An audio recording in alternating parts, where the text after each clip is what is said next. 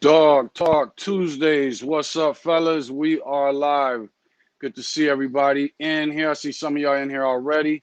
Top of the class, Bullies. What's up? Thanks for joining it. He said first one here today. Exactly. Thanks for joining in, man. 704 Kennels. Thanks for joining in. Derek Hatfield said, "Let's go." It's always appreciate learning information about it. There we go. Thanks for tuning in, man. I appreciate those words. WKRK9 said, "Good evening, all dog talk." That exactly. Let's see. Rubles Gaming's in here. Looks like we got somebody from Facebook. Gabby, thanks for joining in. And typing your name so I know who you are. I'm going to get Facebook set up right now, so y'all bear with me. But we're about to get this Dog Talk Tuesday started. All dogs, no selfie sticks. Let's get it going. Just a second. And also make sure y'all click on that like button. Share it out if you want to. I hate when people watch somebody's live and they tell you to share it. Share it. Why y'all not sharing? I hate when people do that. Because then it makes me not want to share it. Hold on. Let me see here. Why is this taking so long to come up? If I go to my page, that should make it a little easier. And bam, there we go. All right, so y'all go ahead and tune in. We're going to let everybody tune in while I'm getting this going. Trying to figure out a better way to keep up with you guys' comments since Facebook StreamYard doesn't really show me everything like it should. I do get, shows me everything from YouTube, I'm assuming. But other than that, okay, that should be it. Let's see. Oh, my bad. Hold on. And then I got to get this one going. And then we should be ready to go. So keep on tuning in. Give everybody some time to join in. Let's see. Rebels Bully said, "What's up?" Who is that? It's from, Gabby. Floyd Clark, what's up, man? Thanks for joining in. Floyd May, what's up, man? Thanks for joining in. Robert McCormick, what's up, bruh?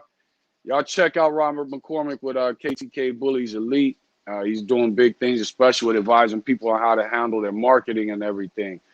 So definitely check him out. Matter of fact, that's the Robert McCormick that did the marketing series when it was me, him, and Andre Smith with BGK. A lot of great information in there. You can find that on the Thrower Bullies YouTube. That's another thing I'm bad at.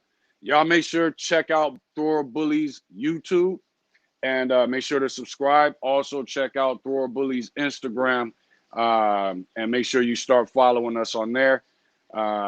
Let's see here. Bully Bread Kennels, what's up, man? Thanks for joining in. Mayport, Florida. We got Zola, the American Bully. Let's see here. Floyd said, "You can't see the comments. It's these haters out here fucking with people's Facebook." What? You should be able to see the comments. I see the comments. Oh, no, I get what you're saying. I don't know. Actually, I kind of think StreamYard just isn't picking them up from Facebook. Because when I go to Facebook, all of a sudden there's comments that aren't showing up on StreamYard, whereas it should just be not showing me the names of people. But I'm still trying to figure that out. Rick, what's up, man? Thanks for joining in. All right, so did this come up? That is up. This one's up. Let's see here. And I think we are about ready to go. I just came from outside. It is hot. I should have gave myself a little bit of time to cool off before jumping on here. So if you see me sweating, it ain't because I'm nervous. Turn the office phone off. It is because it's hot. Let me see here. Come on. So we can get to the topics. What's the problem? Give me a second, y'all. Bear with me. All right, there we go. Bam. Mute that. Go to the group. And there we go. All right, so today's topics. Ryan Sterling put opinion on the post about breeding what you want. what you want to, because they don't care about the standard. I don't know what post you're talking about, but we can speak on that because I get what you're talking about. Then we got the black hole theory of breeding. That was a post I made earlier this week. Might have been yesterday or the day before. And I think it was actually 2 days ago. People were asking questions. I was trying to avoid answering it and just kind of let people come with whatever they came with. But we're going to go ahead and break that down. And my explanation of it, it is a little tricky. And I think it gets trickier when you get into aesthetic breeds, but I still think it maintains. Another one was, the post about breeding on first heat, truth and facts over emotions and rhetoric. We're going to get into that because it's a lot of people that have this biblical religious thought process of breeding on first heat. So we're going to get into that to the point where one dude, when he read my answer, my response to the guy, and the guy that asked the question was asking what are the negatives of breeding. He didn't say he was getting ready to do it. Everybody just kept ripping him. You don't breed on first heat and just be patient and all this. Just a huge fur mom attitude. Nothing that had to do with dogs, though. One dude even threatened, when he saw my answer, he even threatened to slap me. That was a whole nother fiasco. But calling me the N-word and everything. But it is what it is. We're gonna get into that. A lot of you are not gonna like my response to it. But I'm just gonna give you facts. Like I said, the truth and facts over emotions and rhetoric. We're gonna talk about people breeding on first heat. And most times I'm assuming when it happens it's accident. It's happened to me on accident. It's happened to my cousin when he was breeding cane corsos on accident. I know a bunch of people that it's happened accidentally. I also know people who bred on first heat intentionally. So we're going to get into that. Let's see. David Betts put genetics, understanding line breeding, etc. Okay, that's a good one. So we're going to talk about line breeding and inbreeding and I guess their purposes and what to do, what not to do. Then we got Earl Hinton put, what if your male only has one ball in the sack? Or what age should both balls drop into the sack? Okay, that's a good and simple answer. Let's see, Terrence. What's Terrence posted in here? You better be in here too. What's up, Terrence? He put process of picking foundation females and how to add bulldog features without getting bulldog flaws. That's pretty cool, and that also kind of ties into the whole black hole theory of breeding. So we're gonna get into that. Terrence also put soft coals versus hard coals and why they are important to the breed. That's going to be a little controversial because I know some of the fur mom people are not going to like my answer.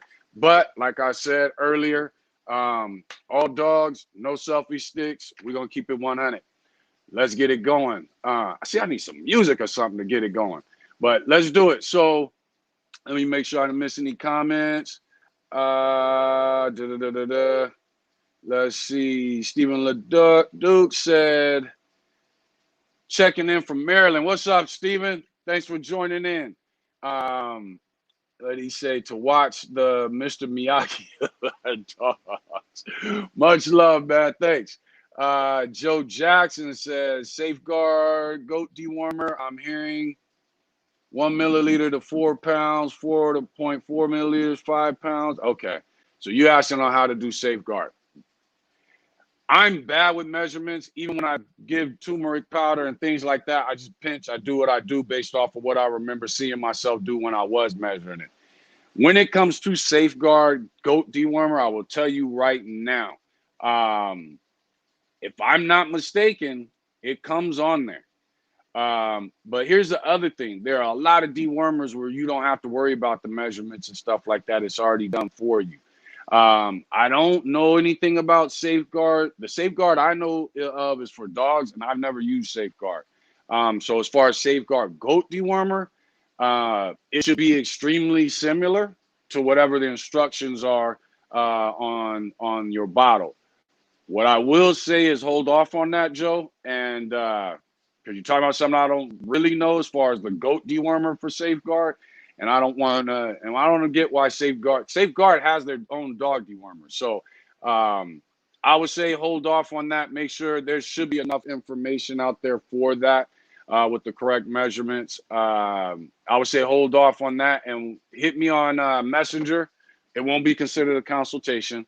But hit me up on Messenger, and we'll go ahead and get that figured out for you, because I don't want to be on a live and say something that's incorrect. But I do have an idea of what it is, and you pretty much type that option in there. But you and I talk, so make sure to hit me up on Messenger on Facebook, because I know you're on YouTube right now. So make sure to do that, and we'll go ahead and get that fixed for you so that nothing goes wrong.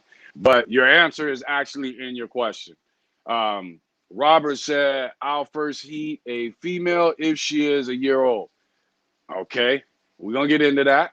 Mr. J said, we up here. What's up, bro? Thanks for joining in. Let's see here.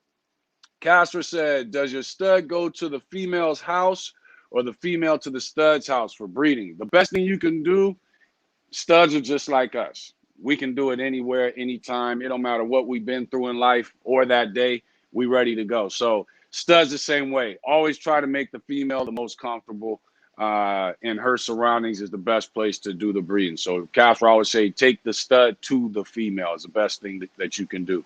Let's see. Anthony Moore, what's up, brother? Thanks for joining in here. And what else we got in here? Derek Hatfield, break down pedigrees, please. You know what? Remind me of that as we do the black hole theory, which we're about to get into shortly. Remind me of that, and we will go ahead and jump into that. Floyd said, I'll wait till the female is a minimum of at least 17 months old before considering to breed her at minimum. The question is why? Why wait till then? And we're going to get into that. Let's see. Somebody from Facebook said you shouldn't breed on the first heat. This isn't the wild. At least let the female mature. A accident happens, of course. Exactly. But why shouldn't you let the female breed during the first heat is the question. That's the question. Is why you shouldn't. And in the wild, females don't typically breed on first heat. With coyotes, the male tends to roam a lot. So when she drops her pups around that, by the time they hit that first heat, if he happens to come back into the vicinity, because he may have two, 3 different packs that he's dealing with. I know here where I live, we have, I'm not gonna lie, I used to hunt the coyotes in our area. Not with a gun though, but with my dogs. We have 3 main coyote packs, and there's a male that was going between 2 of them. So, but when it comes to the wild, the females don't breed on first heat, and it's not due to that they can't, and it's not due to that the male doesn't want to. There's a dominant female that won't let it take place. So wolves don't breed on first heat because the dominant female is the only one that typically breeds. So in the wild, that actually doesn't happen. So we're so sophisticated as men. What is it that's wrong with breeding on the first heat? And that's what we're going to get into. Let me read a couple more comments and we jump into it. Nothing to do with being a fur mom or dad. Is facts. Not all dogs should be bred on first heat. But why? Why? What's the answer? That's what we're going to talk about. We're about to get into it. Zola said, how should a healthy bitch's breast feel during the later stages of pregnancy? Depending on what stage you're at, Zola, I mean, when you run into the end, you can start touching them and rubbing them and milk will come out. The only thing is don't do that a lot. If you get it out of one nipple, you know what I mean? Don't do that a lot because then you're using up the colostrum, and the female only has a certain amount of colostrum, which is needed for the antibodies of your puppy. So you see people, oh, my dog's pregnant, and they just squirting milk all out. You're just wasting the colostrum in that female. So, but typically they're going to be, it's going to sound weird, but soft, yet not soft, but they feel kind of full. You know what I'm saying? I always tell people once your dog hits about 30 days into the pregnancy, start feeling the nipples and looking at them so you know it's a difference. They'll turn kind of a pinkish color due to the skin being stressed by more milk being in there. But that would be what I would say to pay attention to, the color. And as you get to the later stages, you should be able to draw milk from it. Once you draw milk, though, from that one nipple, that's that. Don't do it anymore. You know she's got milk. Don't do it anymore. Don't use up the colostrum that the female has in her. Ro Kendall said, how's it going, brother? Thanks for accepting me. No problem, man. Thanks for joining in from YouTube. Okay, you in the group. Cool. He's in the Giant XL American Bully group. Great. Let's see. Appreciate all the info you give. Much respect to you too, Casper. And thanks for being here consistently. Somebody said from Facebook said why it's called letting your dog mature. Some breed types it shouldn't be done. This is Stephanie Andrade. What's up, Stephanie? But why? And that's my y'all check out Stephanie if you are into Frenchies. She has some badass Frenchies. When I say badass, I'm not talking about just color. She's got all that, but the temperament of her dogs. You know, you can see her just moving through her yard clowning, and it's not even about the dogs, but the dogs are still in the background on spring poles and hanging from ropes. So check Stephanie out. She's good people. But we're going to get into it, Steph. And let's see. Anthony Moore said it's 4 years old, too old for first breeding. Definitely not for a male. As far as for a female, it's not too old, but you have to remember every time, you know what, we might as well go ahead and get into it. Let's go ahead and get into it because that question kind of kicks it off. Okay, nope, that wasn't the first topic. So we can go ahead and answer your question. 4 years old on a female, you have to remember every time a female goes into heat, what do we do? We do progesterone tests. That hormone chemical, I don't know what it is, that we call progesterone, damages the uterus every single heat. So every time your female goes into heat, that progesterone is like doing slight damage to her uterus to the point where she ends up getting cysts inside the uterus and is less breedable. So at 4 years old, can she still breed? Yes. Is her uterus damaged? Yes. Should the uterus still be well enough for her to produce pups? Yes. There's a good chance she may have less pups though. But yeah, can a female breed at 4? Now, I've had females breed at 4 years and they were having the same amount of pups in the litter that they were having when they were young. What I would say is make sure, a lot of people get in a bad habit of fattening up their dogs when they know they're pregnant. You shouldn't fatten up your dog until till probably about we'll say 4 to 2 weeks before pregnancy.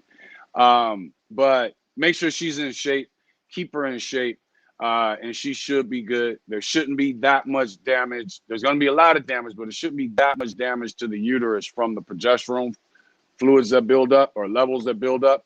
And she still should be able to kick those pups. Let's see. Damn, that just jumped me way. Okay, there we go. Rick said, I'm about to register a set of pups with ABKC. There you go. Congratulations. Rose Kendall said, thanks for set. Okay, we saw that one. Thanks, Rose, for joining the group and for being here today and for subscribing to the Facebook. Let's see. Putin said, I appreciate the game. You're welcome. And hey, it's people on here that know things too. So make sure you pay attention to the comments also. It's a lot of informative people in my lives. It's a lot of informative people in my group. So make sure you pay attention to that. Rhodes, what's up, man? Thanks for joining in. Hotep, what's up, brother? Hey, what's up, bro? Thanks for joining in, dude. Let's see. Somebody said Bully World, what it do? All right, so let's go ahead and get into the topic. We're gonna, because y'all got a bunch of comments going. Let's go ahead and jump on the topic. First topic, opinion on the post about breeding, what you want, how you want it, I guess, because they don't care about the standard. I didn't see the post, so I don't know exactly what specific post you're talking about. And I probably should have read some of these topics before I just jumped on the live, although I do kind of like doing this freestyle because then it's less pressure. I try to watch my mouth. But other than that, it's less pressure. But let's get into it. Here's what I would say is the problem with the American Bully and the American Bully breed standard. The registries, from everything I know, compared to other registries. Should we be breeding towards the standard? Yes. Is the standard and the breed type the same thing? No. And it isn't for any breed. So the breed type gives you room to create what you want just outside of the standard, but still having a dog that is recognizable as the breed. Here's the problem with the American Bully. Is it started off with fallacies. So first you had Amstaffs, and they put out that were being, and they started crossing them with other breeds and register them as pit bulls. It wasn't just, the ABKC founders and whatever you want to call it. A lot of people were doing that. I know in the late 80s, 90s, all kinds of people. I had a Rottweiler that was extremely popular in the early 90s that went to a lot of other Rottweilers plus some pit bulls. This was going on all the time. In the weight pulling world, you had the dog Want to Be a Whopper who was crossbred with various different breeds. So in this whole realm of pit bulls and pit bullish dogs, there's always been people crossbreeding, some for work, some for sport, some just for look. But in the bully world beginnings, they decided they wanted to say, okay, we're going to do it, and we're going to register them as, and everybody was registering with UKC as pit bulls. UKC wasn't concerned because they were making their money. And the pit bull people didn't have that much of an issue with it because it was obvious there was a difference between the dogs. But then there was a phase in the late 80s, early 90s where people were doing these same mixed breedings and then actually claiming the dogs were pit bulls, like in the public. I have a big pit bull. But anybody that knew dogs knew that it wasn't. And that's when the pit bull people, me included, started really hating on a lot of these mixed pit bull dogs. I hated American bullies. I thought they were just ruining everything that the pit bull was about. But so now you got that. So now you're, first off, you're paper hanging by lying on your UKC paperwork saying what your dog is. A lot of people look at paper hanging as just using dogs and not acknowledging what dogs you use. Paper hanging is anytime you lie on your paperwork. So you're paper hanging by claiming your dogs are pit bulls. Then all of a sudden the story comes out that the dogs are, the American Bully is just a cross between Amstaff and pit bull. We all know the Amstaff over the last 80 years is nothing but a watered down pit bull, to the point where his genetics and his temperament and his level of drive, especially prey and fight drive, are slightly different. So when you breed an Amstaff to a pit bull, really all you're doing is creating an Amstaff. You're not creating a pit bull, and you're not creating an American Bully. We know when it got to the point and Gotti line, there was more dogs being mixed in, and it became more obvious. And then Gotti line and Razor's Edge came together, or people started bringing it together, and ABKC made a home for all these mixed up dogs that were claiming to be pit bulls. And they said, we're going to call all of them American Bullies. The tall ones, the fat ones, the short ones, the skinny ones, the ones with big heads, the ones with small heads. We're just going to label all of them American Bullies. Now we need a standard. Okay, so that kind of messes up things. Go read the American Bully, ABKC American Bully Standard, and then go read the then go read the AKC American Staffordshire Bull Terrier Standard. It's almost identical. Which means what the ABKC did is they said this is what we want, which is pretty much the Amstaff. But then when you see the dog, they're saying that's not what we want. We want more bone. We want more mass. We want more girth. We want a slightly shorter muzzle. Okay, so you got to see the dogs now in order to know what they really want. They then came up with classes. So the American Bully ranges from 17 inches to 23 inches. 14 inches to 23 inches. 14 to 17 inches is the pocket. 17 to 20 inches is the standard. 20 to 23 inches is the XL. Plus you have a 17 to 20 inch standard height classic, just has a little less bone. So what you did is you included all these people who were mixing Rottweilers and pit bulls and American Bulldogs, Amstaffs and Cane Corsos. You decided you wanted to make a breed that included all these people regardless of what they were doing.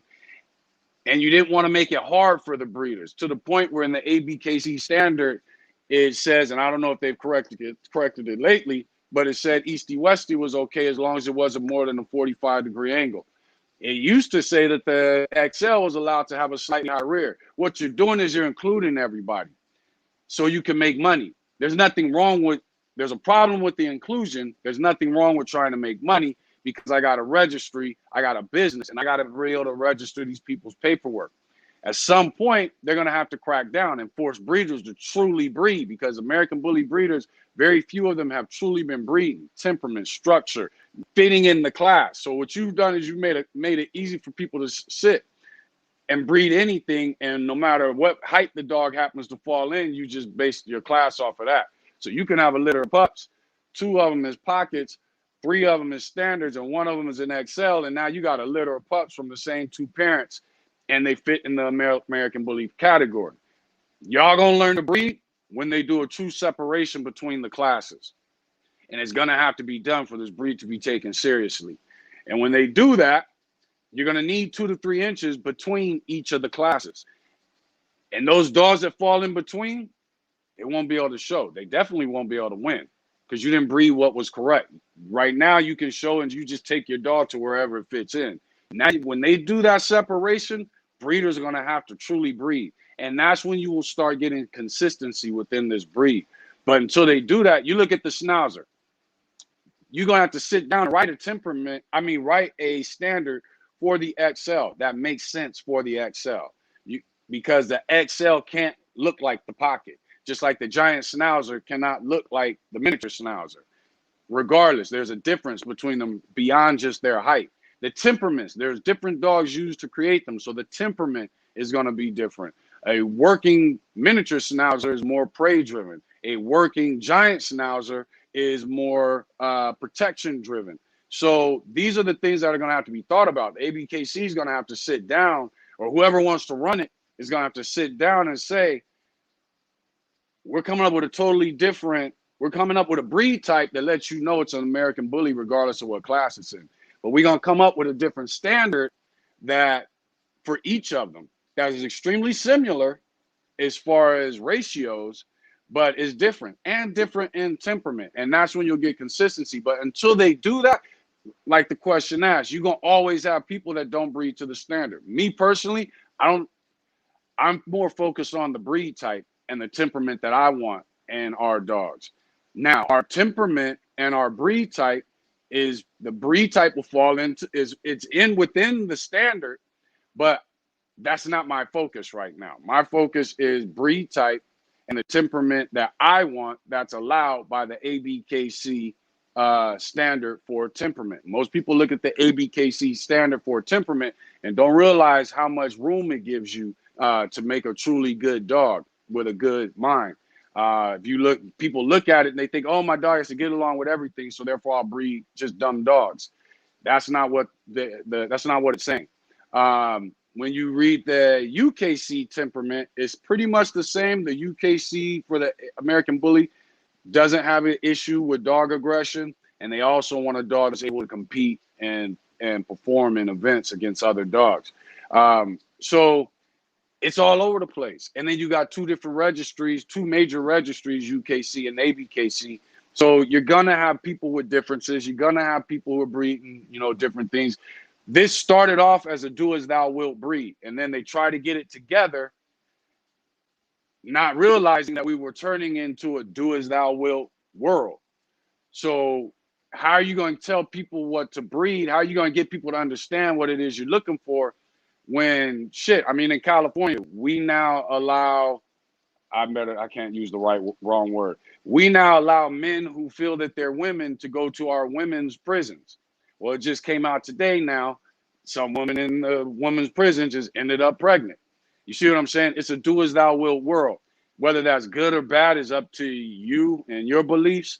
Same thing when it comes to these dogs. It's a do as thou wilt society in this American bully world. 1, because of the way it started. And 2, because of the environment we're in now. We're online. Facebook is Babylon. And therefore, you're going to have people doing what they want. You're going to have the people that come out and say, that's wrong. That's not the bully breed type. Or that dog doesn't meet the standard. It doesn't have breed type when the dog doesn't meet the standard, but it does have breed type. A lot of people whose minds are in the right place with the American bully don't know dogs. So therefore, they're wrong even when they're telling you about what you're doing wrong. So it's going to be hard to reel that in. I think ABKC just needs to go ahead, take control of it, let everybody know. Look, and Dave Wilson actually spoke on it on a live once where he said they're going to let everybody know ahead of time. You got 2 to 3 or more years, and then we're going to put this division is going to be separating. There's going to be some inches between each class to force you to truly breed. So we'll see what happens when that happens. A lot of people is going to be upset because you figure what happens? Does the XL get bigger? Does the pocket get smaller? How do you put these inches in there? Does the standard stay the same? So that's going to be real interesting to see how that comes into fruition. Let me go ahead and just look at some comments before we get into the next topic, which is the black hole theory of breeding. Where were we last at on here? Okay. Male make big head. Let's see. Putin 100 said, can little head male make a big head? He can if it's in his lineage or you breed him to a female. That's going to I'm going to give you a concept of that when we get into the black hole theory. Someone said on Facebook, I will even jump on and talk about why or why not. I'm not sure what you're talking about. If you're talking about breeding on first heat, I'll bring you on here, but hold on just a second. But you got to come with facts. Yeah, I know we're in a world now where, and I'm going to jump on Facebook so I can see who you were in just a second. We're in a world now that is, for whatever reason, is very difficult for people to tell their opinion from facts, especially if their opinion was based off of something they were told, which tends to be someone else's opinion. So we're going to get into that.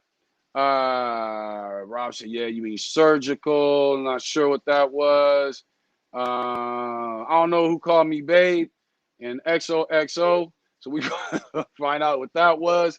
Bailey will have, oh, what's up? What's up, Betsy?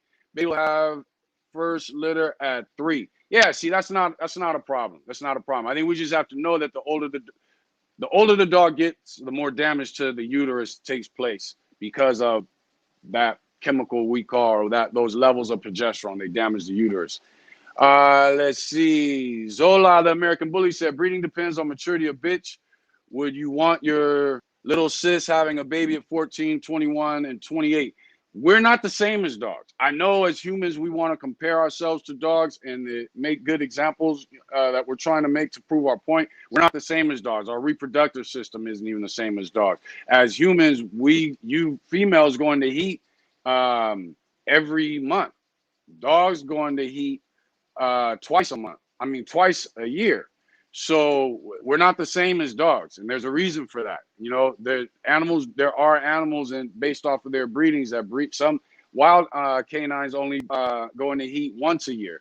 You know what I'm saying? So you can't really compare us to dogs. And then when you compare us to dogs, it makes it hard for me to get the point. I get the point, but it makes it difficult for me to get the point because I compare dogs to dogs.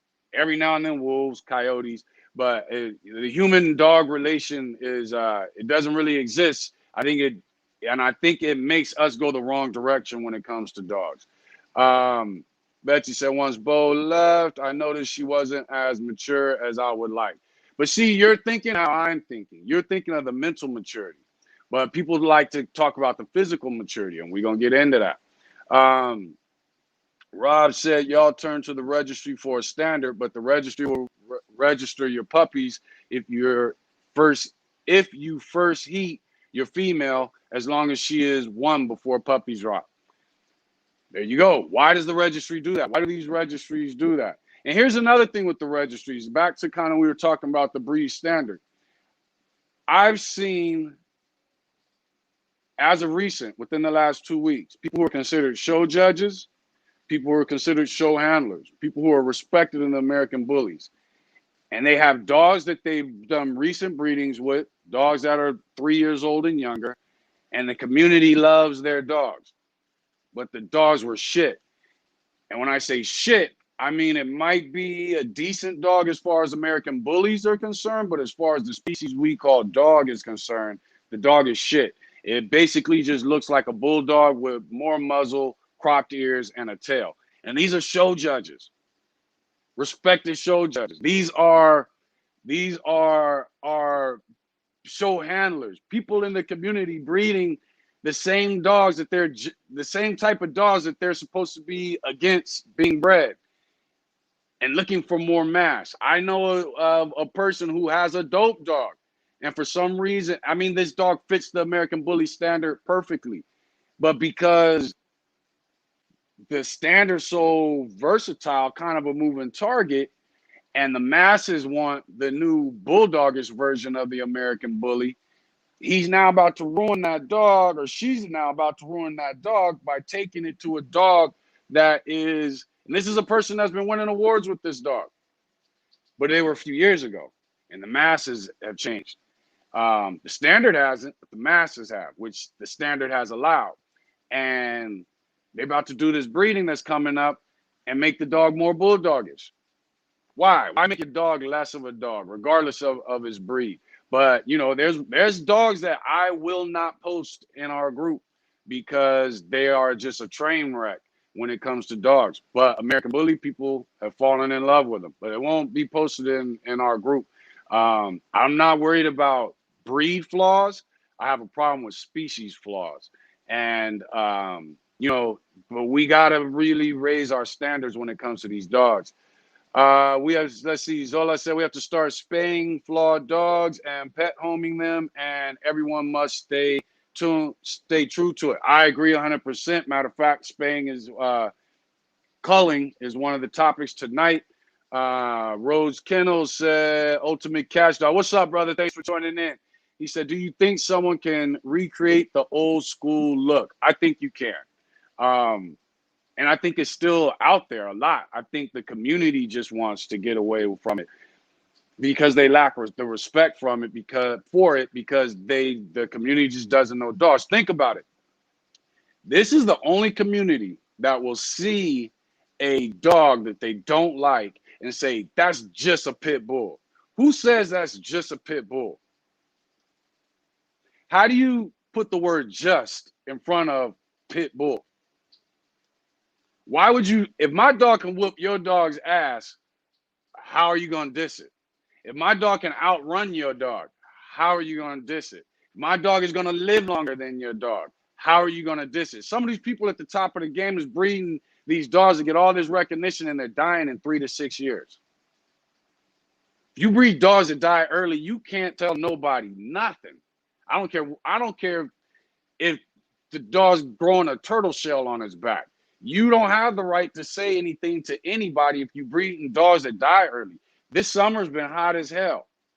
Dogs been dropping left and right, nonstop, at people's homes, not out on the road, not out in the desert running, not out hunting. They're dropping dead at home. And these are XLs, not pockets. It's happening in the pocket community too, but I'm talking about XLs. You're higher off the ground. Why are you dropping dead and you're an XL? It's because people don't know what they're doing. And the breed standard does not require you to breed worthless dogs and dogs that aren't going to live. Like I've said before, like I said last week, King is 163 pounds. He's 155 pounds when females are in heat. He's 163 pounds when the females are not in heat. He has no problem. King's got a short muzzle. He's wide. He has no problem in the heat. And I'm talking 95, 100, 103 against 112, 110. I know where he's at. He's not having no issues. None of our dogs are having issues. Cardi's a 103-pound massive dog. She will run chasing the trash truck and everything when it's 95 degrees. She'll bring her butt back over and she'll sit down and get some water. But it's a problem. And in the way that we're breeding and the lack of knowledge in handling dogs and getting dogs used to things that take place, that are going to take place in their life. And we are, like I said, I see show handlers and show judges breeding dogs that look just like a bulldog with a slight more muzzle, cropped ears, and a tail. And they're calling them American Bullies, and they're getting recognition for breeding bullshit. You know what I'm saying? It's like, it's terrible. And that's why I always say, if you want to see a dope bully that really represents the breed, but at the same time has that mass and bone that everybody wants, the stockiness that everybody wants, but is balanced, Check out Ray Burkett. I hope I'm pronouncing that right. With a Vibes Cartel. Beautiful dog. Grand champion. Check out Fred Duran with Dooley. Beautiful dog. Grand champion. Check out who else is out there that makes it good? Let's go to Merle's. Woodland. Great looking dog. You know, there's some flaws there, but great looking dog. You know what I mean? Temperament, the intensity he's able to build when he's pulling towards the camera. Good looking dog. Prince Charmer. Shout out to Heather, Oily Drop Bully. She just grand champed him out with UKC. So congratulations, Heather. Prince Charmer, perfect statue. Now, some people will say Prince Charmer lacks breed type. No, he doesn't. Stop being stupid. They will say, well, he doesn't meet the standard. Yeah, he does. Stop being stupid. But he doesn't have the bone that the ABKC wants. I'll give you that. But is he still boned up? If you look at Prince Charmer and you think he's a pit bull or an Amstaff, you just don't know dogs. You know what I mean? And you shouldn't be judging what you see. So that becomes the problem with this. Let's see here. Zola said, too many big texts. Is that you, Dre? I'm about to jump on Facebook so I can see who everybody is. Zola said, too many bold legs. Cowhawk, bulldog cheek, heavy snorting pig-faced dogs. Exactly. And they're satisfied with it. And it's becoming more and more popular. And that's why I think in the next 2 years, I'm hoping the community thinks more about temperament and drive, because then they're going to realize those features aren't going to work. And I'm hoping it gets to the point where we do start editing the dogs that are posted in our group, the Giant XL American Bully group. Like, nah, you can't, your dog can't be posted, and this is why. And it won't have to do with breed flaws. It'll have to do with species flaws, because species flaws are a health issue.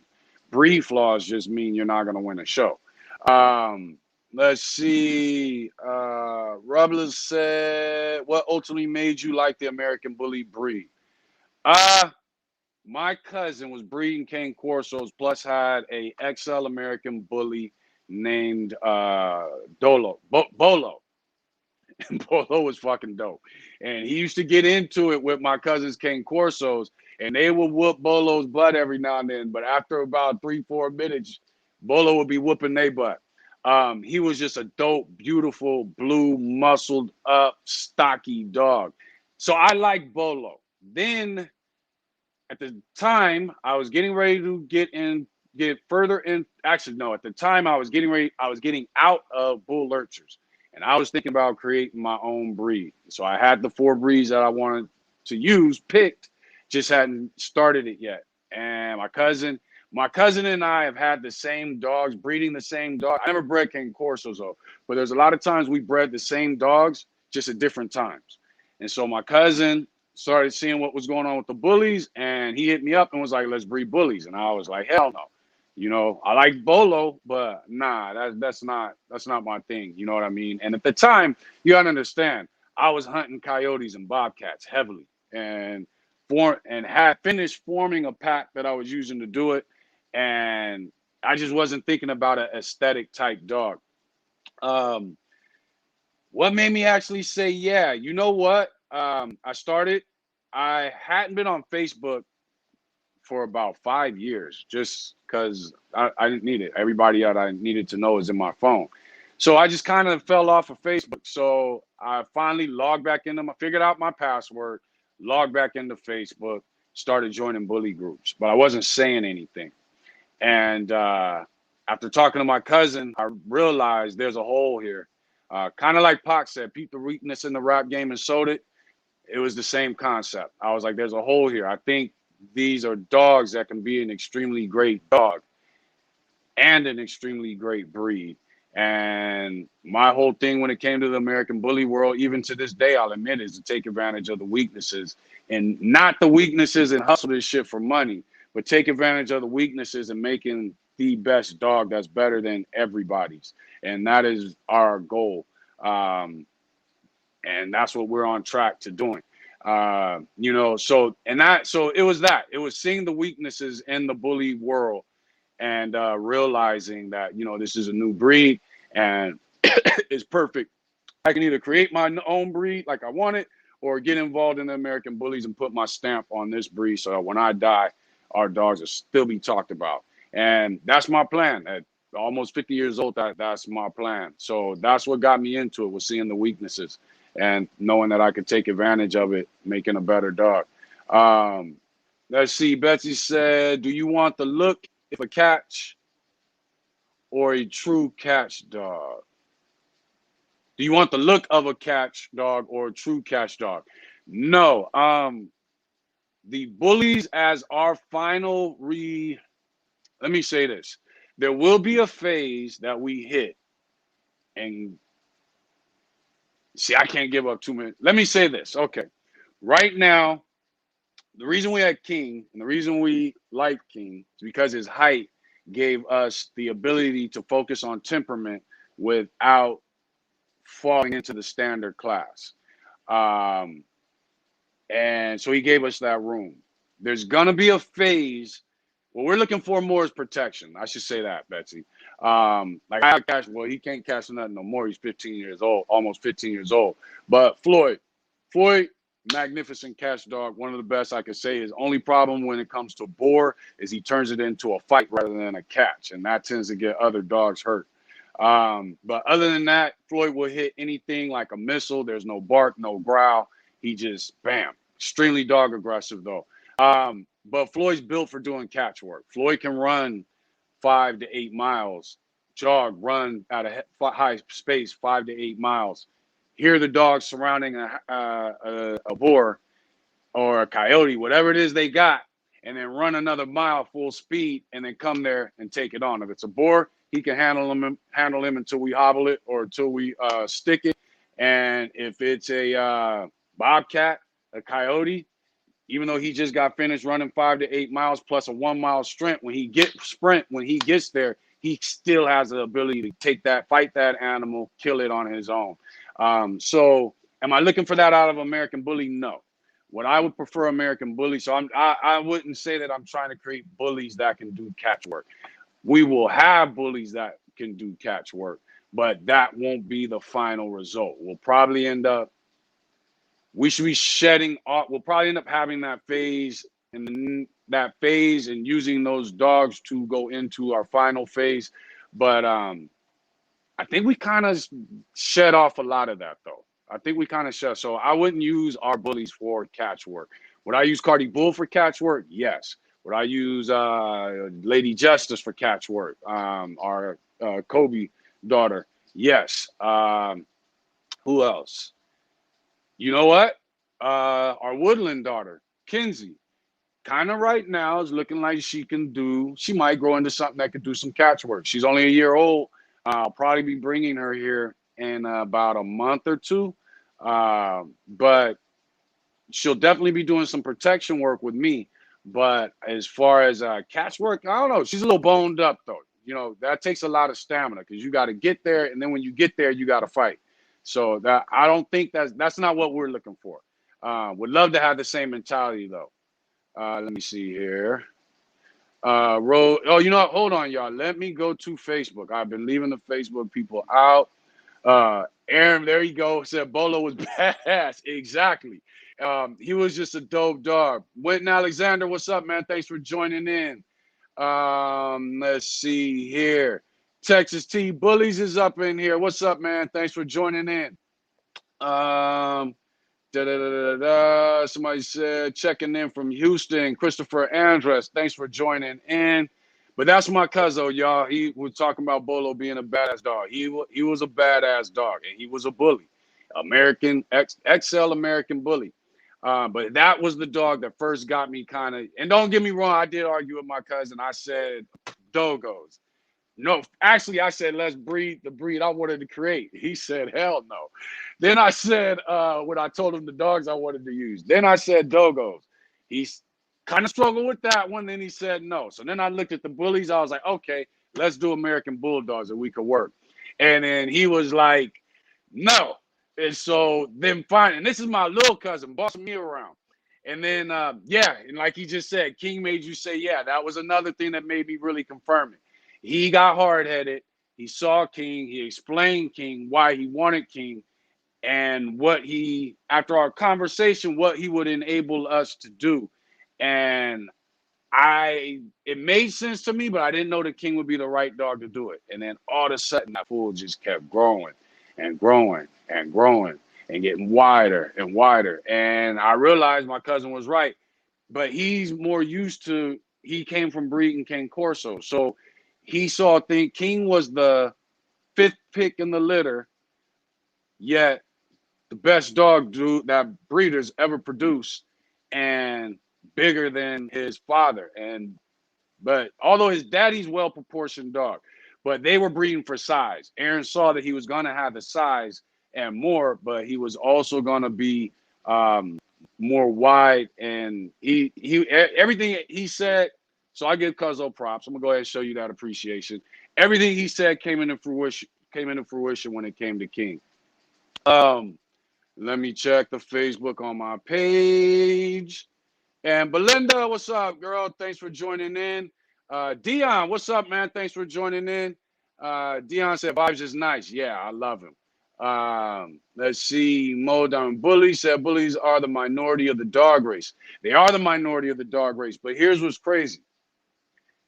Right now, bullies, by several periodicals and several websites, known websites, are considered the fastest growing breed in I know it's America. I want to say the world.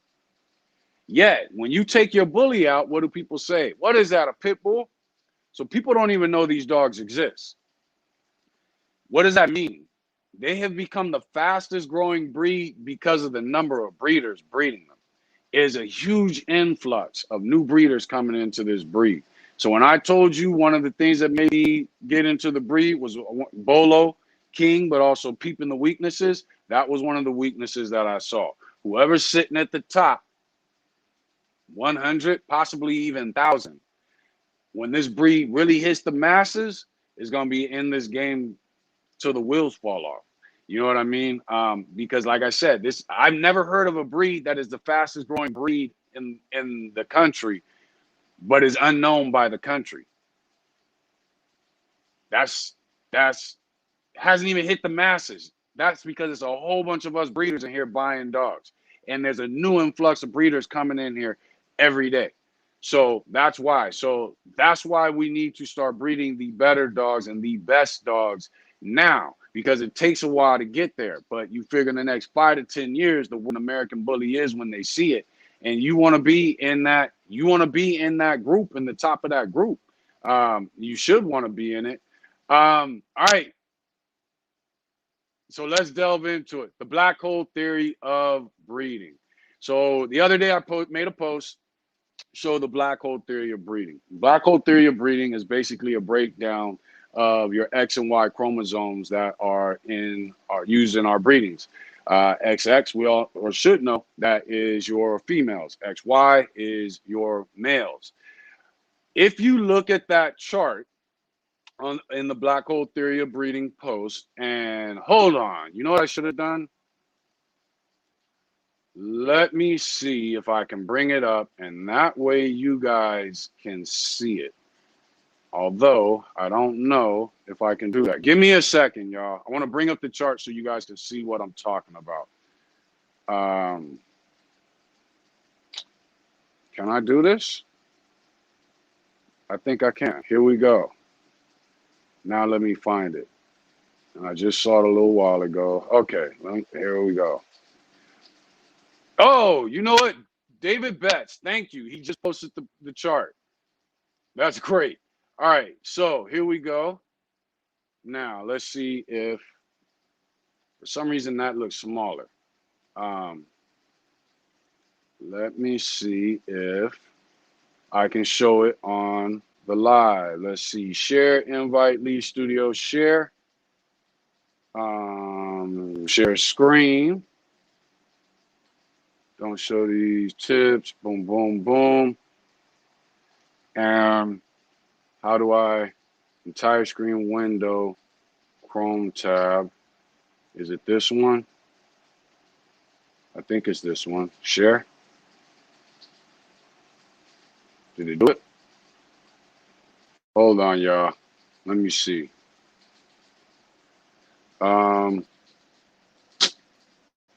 That didn't work. I hit the wrong one. Okay. Give me a second, because I did figure it out now. All right, so it's not that one.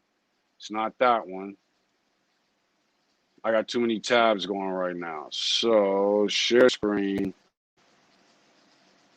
is off. Share screen on.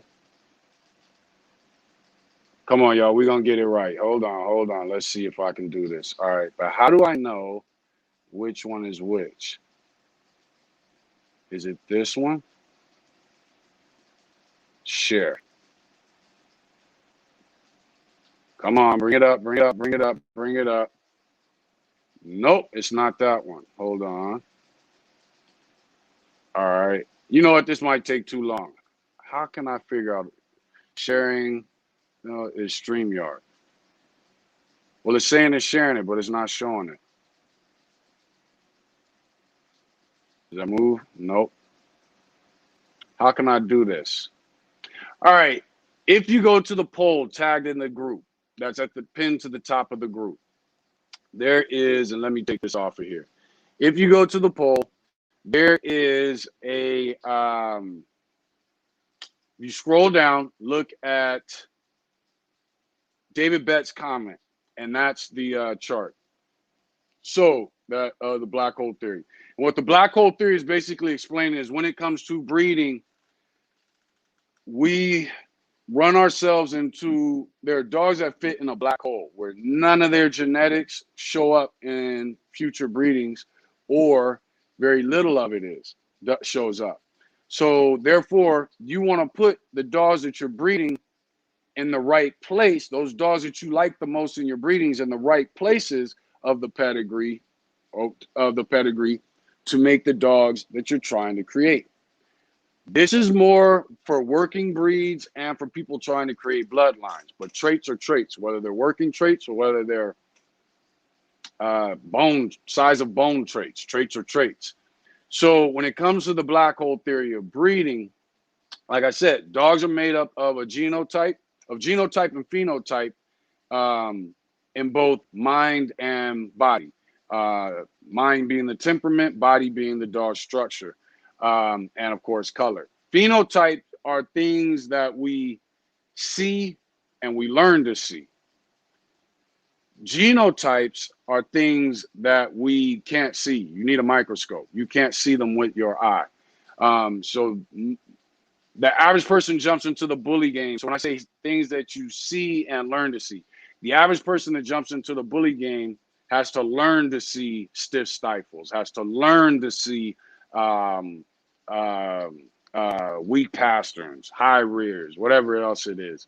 They don't have to learn to see color.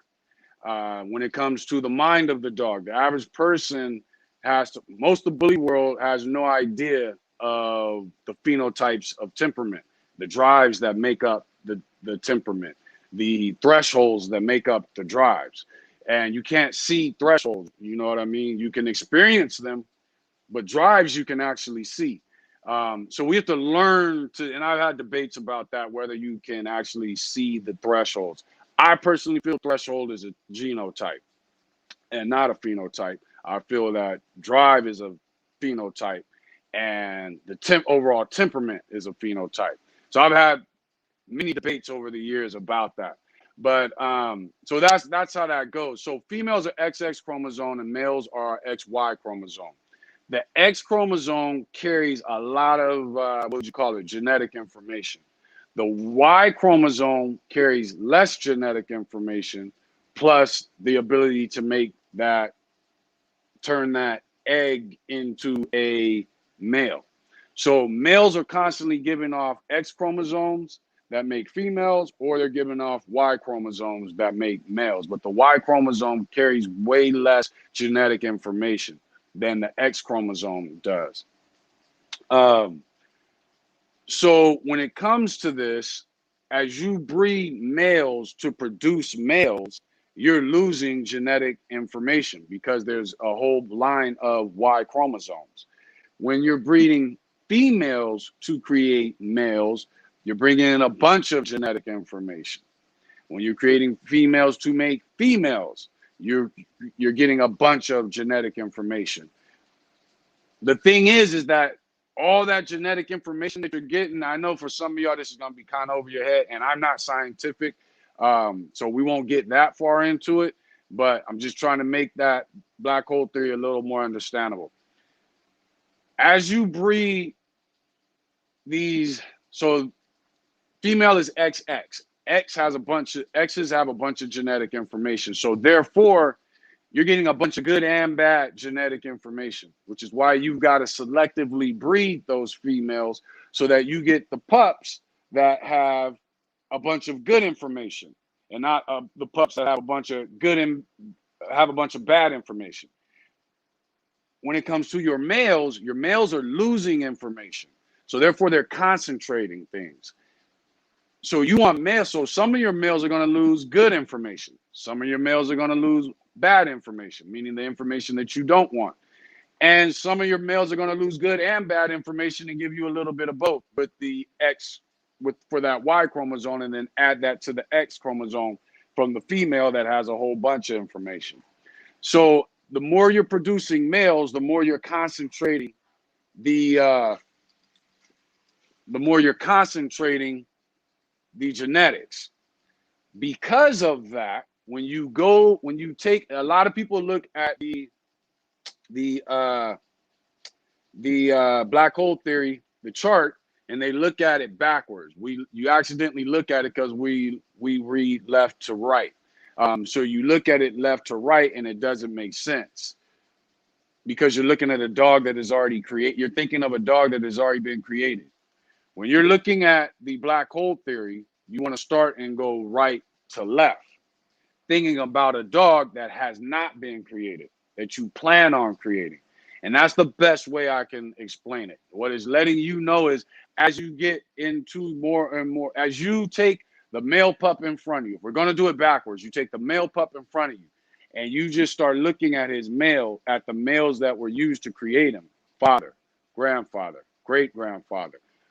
Those males are passing a lot of their genetics, but they're also losing a lot of genetics.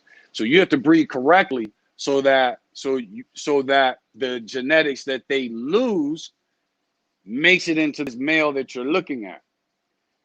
When you see, so I'm gonna put y'all in a little bit of game right now. You're looking for a stud. You're going through his pedigree, and you see dogs in the pedigree that that on the mom's side that you can tell have affected the look of the male, the stud that you're going to. And I'm talking, you see it like 3-4 generations. If you see like your female's grandfather has a look, and there's no line when I talk about any line breeding or inbreeding has been done. If you have a stud that you like, and you see that he resembles his grandfather or great grandfather on his mom's side, there's a good chance you're not gonna get the look that you want. Okay, and that's because of the black hole theory. That there's no way that, because there's too much good and bad genetics passed through the female. It's too random. He should be getting what you want from his dad's side, through the males in his dad's side, because now that means that Y chromosome is constantly shrinking and shrinking as it goes from male to male and concentrating whatever it is you want. The best example I can give to you is game dogs. Why, when you go through a game dog pedigree, do the females hardly have any fights, but when you go to the male, it's 2-0, 3-time winner, 2-time winner, 4-time winner, 5-time winner? Because they're using the males for performance, and they're using the females with all their good information they're using them to store good information based off breeding. So they're using those males that are winners, breeding them to females, and then using to create new males. You get what I'm saying? But those females are storing information. I'll give you another thing when it comes to the working dog world. Rarely does a male create because of the black hole theory. Oh shit, hold on, let me plug in my phone. Rarely does a male in the working dog world create a male that is his equal, but that male will create a female that will give birth to his grandson that is his equal. You want to increase chances by line breeding and inbreeding, but if you can do line breeding and stick to the black hole theory of breeding, you'll get exactly what, well, I shouldn't say that. You will almost get exactly what you need, but we're looking at a generational breeding when we're talking about it. So you have to think about it along those lines. And that's pretty much the best explanation I can give you. So what it does is it shows you how important your females are in your breedings. It also shows you how important the right male is in your breeding and how you did that breeding with that male. That's what the black hole theory is all about, because a lot of his genetics are going to get lost because of his Y chromosome. So you have to think about that. Let's say you get ready to start a yard and you want to use the black hole theory. You start from scratch, and I'm going to use the black hole theory. If you focus on 4 generations, in 4 generations, I want to achieve a bloodline. It's going to be almost impossible. 5 is doable. 10 is to take about 7 to 10. But the closest thing that it gets you to a dope bloodline in 4 generations is the black hole theory. What are you going to need, though? You're going to need at least 3 males, and you're going to need at least 4 females that all meet your criteria. If you get 3 males and 4 females that all meet your criteria, you can almost start breeding just using any other dogs. And the black hole theory will eliminate those dogs. Their genetics will fall into the black hole, while the other genetics make it to the end of it. That's the best way I can explain it. Hopefully you guys get it. But definitely go to the Giant XL American Bully Breed group. Go to the poll that has the topics, and then look at that chart. It is confusing as shit. But the more you look at it and examine it and look at it from right to left in creating my bloodline, rather than from left to right and what's inside my puppy that's sitting in my lap, the more easier it gets to be able to understand how that works. If you go to the game dog world, you'll notice it, and they'll also back it up where you'll see how the males are 3-time winner, 5-time winner, grand champion, 2-time winner. But you'll notice, why is it that the females haven't been haven't been fighting? Because they're used to preserve. And that's what the whole thing, they're typically heavy line bred, inbred, and used to preserve. And that's what the black hole theory explains. Next topic. The post about breeding on first heat. Here we go. Truth and facts over emotions and rhetoric. All right, before we get into this, let's go ahead and check out some comments real quick. This is going to be a long live, I see. Let's see. Betsy said, Rose Kennels, I'm going to have to check you out. Welcome. Yeah, Rose, Betsy is good people. She's good people. Let's see here. Susie Q Kiwi, Kia, Anna, Daryl, and Thor Bullies family. What's up? Thanks for joining in. Derek Hatfield said, you told me to remind you to talk pedigrees whenever you talk about the black hole theory. Good job. All right. So, but that's basically it. We kind of hit on it. Looking at your pedigree, look at the dogs that made it in. Look at the dog. Go back 4 generations. Compare that to the black hole theory and see how that breaks down. Now, to the dogs that are in front, to your dog's your actual dog. Now, here's the thing. Bullies have been bred backwards. From the American bully all the way down to the exotic. Shout out to my exotic people, because I know y'all join in on the live. Let me switch earpiece because I think this one's about to die. So shout out to my people. Can you guys hear it make a little sound it normally makes? All right, let me know if you guys can hear me. Okay, hold on. All right, so I think you guys can hear me. All right. All right. So where were we? Derek Hatfield.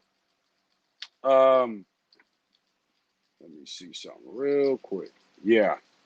Okay. So when it comes to the black hole theory, just take your pedigree, match it to the chart, and you will then be able to kind of see how it should go. Bully World messes that up because the breeding is done. Okay, JoJo said we good, or Joe said we good, because the breeding have just been all over the place. You know, there's no breeding for ability. There's no breeding for temperament. There was breeding for structure, but now we've decided and I've learned that structure that we were seeing wasn't too great. So it's a little all over the place. But what it will do is it will give you an idea of the dogs whose genetics are no longer in your, especially your male pup. Okay. Your female pup has a higher chance on having those genetics because she is XX, and the X carries a lot of information. Your male pup has a Y chromosome, which has very little information. Its basic focus is just to um, make your male a male. That's what the Y chromosome is there for. Let's see. Betsy said if I didn't have to have a too tall paw over here, we got one. He would be. Let's see. We would be pregnant now. Exactly. I feel you. King's got legs. He's boned up. He's wide, but yeah, he's still got legs. Damian Voss said, so you've seen our girl. Would you say that she should not be bred? Damien, I need to see her again because I forget what dogs belong to who and things like that. And you don't want me doing that on these lives because here's the thing. There's people who watch these lives and are involved in the live and are actually in the live. I also have a lot of people who don't want me to know that they're watching the live and who don't want other people to know that they're watching the live. So they watch it from the outside. And those tend to be small-minded, insecure people. So what you don't want is those types of people hearing me break your dog down and they come at you negatively or they try. So hit me on Messenger, go to Facebook, make sure we're friends. If we're not, I'll make sure I add you. And then hit me on Messenger and we'll have a discussion as far as, your dogs. And we won't even treat it as a consultation. We'll just talk about that one specific dog and my quick opinion on it. Let's see. Rick said 100. What's up, bro? Thanks for joining in. Let's see. Rose said Chaos is about 110 pounds. He drops down to about 90 during heat. Exactly. They just stop eating. They get so crazy. I'm glad we don't do that. Vinton, what's up, man? Thanks for joining in. Hotep said Prince Charmer is his favorite grand champion. I ain't gonna lie to you, dude. He's in my top 2 to 3. Definitely 3. Definitely without a doubt in my top 3. He just looks like somebody took stone and chiseled a dog. That's what he reminds me of. It's not over bulky. He just has a look that he's able to do things. That you can take him camping. He can go hiking. Whereas a lot of these dogs lack that look. And I know they lack that ability, but I'll give them the benefit of the doubt. Christopher Andrews, what's up, man? Thanks for joining in, dude. Coming in from Houston. Okay, that's my cousin. Bolo was badass. Bolo was dope. Let me see here. Vinton said people straying from breed type are producing sick dogs or bad structural dogs. Yes, the problem is there's a preference that's somewhat within the breed type that also allows for sick dogs and bad structured dogs.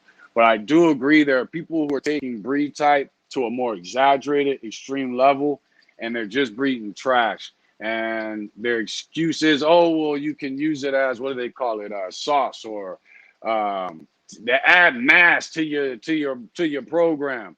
That's bullshit. You can get mass from the dogs we've been talking about. You can get bone from the dogs we've been talking about. They don't need to die in 3 years. Some of these dogs their owners, there's one video where the owner says, look how happy he is, and he's petting this nasty, trashy looking dog with this big lugging head and these wrinkles, and the dog's eyes are dilated. I know dogs.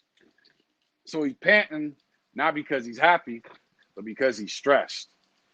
The owner sees him panting, and the owner thinks he's happy. Look at your cartoons. When the dog's happy, what do they do when they draw a dog in a cartoon? They make him pant. Humans, we're dumb when it comes to animals, and we're dumb when it comes to our eyesight. We don't like to acknowledge what may be behind what we're not seeing. We like to just acknowledge what it is we are seeing. But yeah, he has this dog, and the first thing he said, look how happy he is.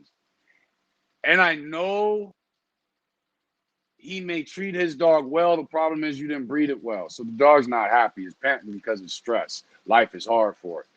We just, as humans, don't know any better, so we think he's happy.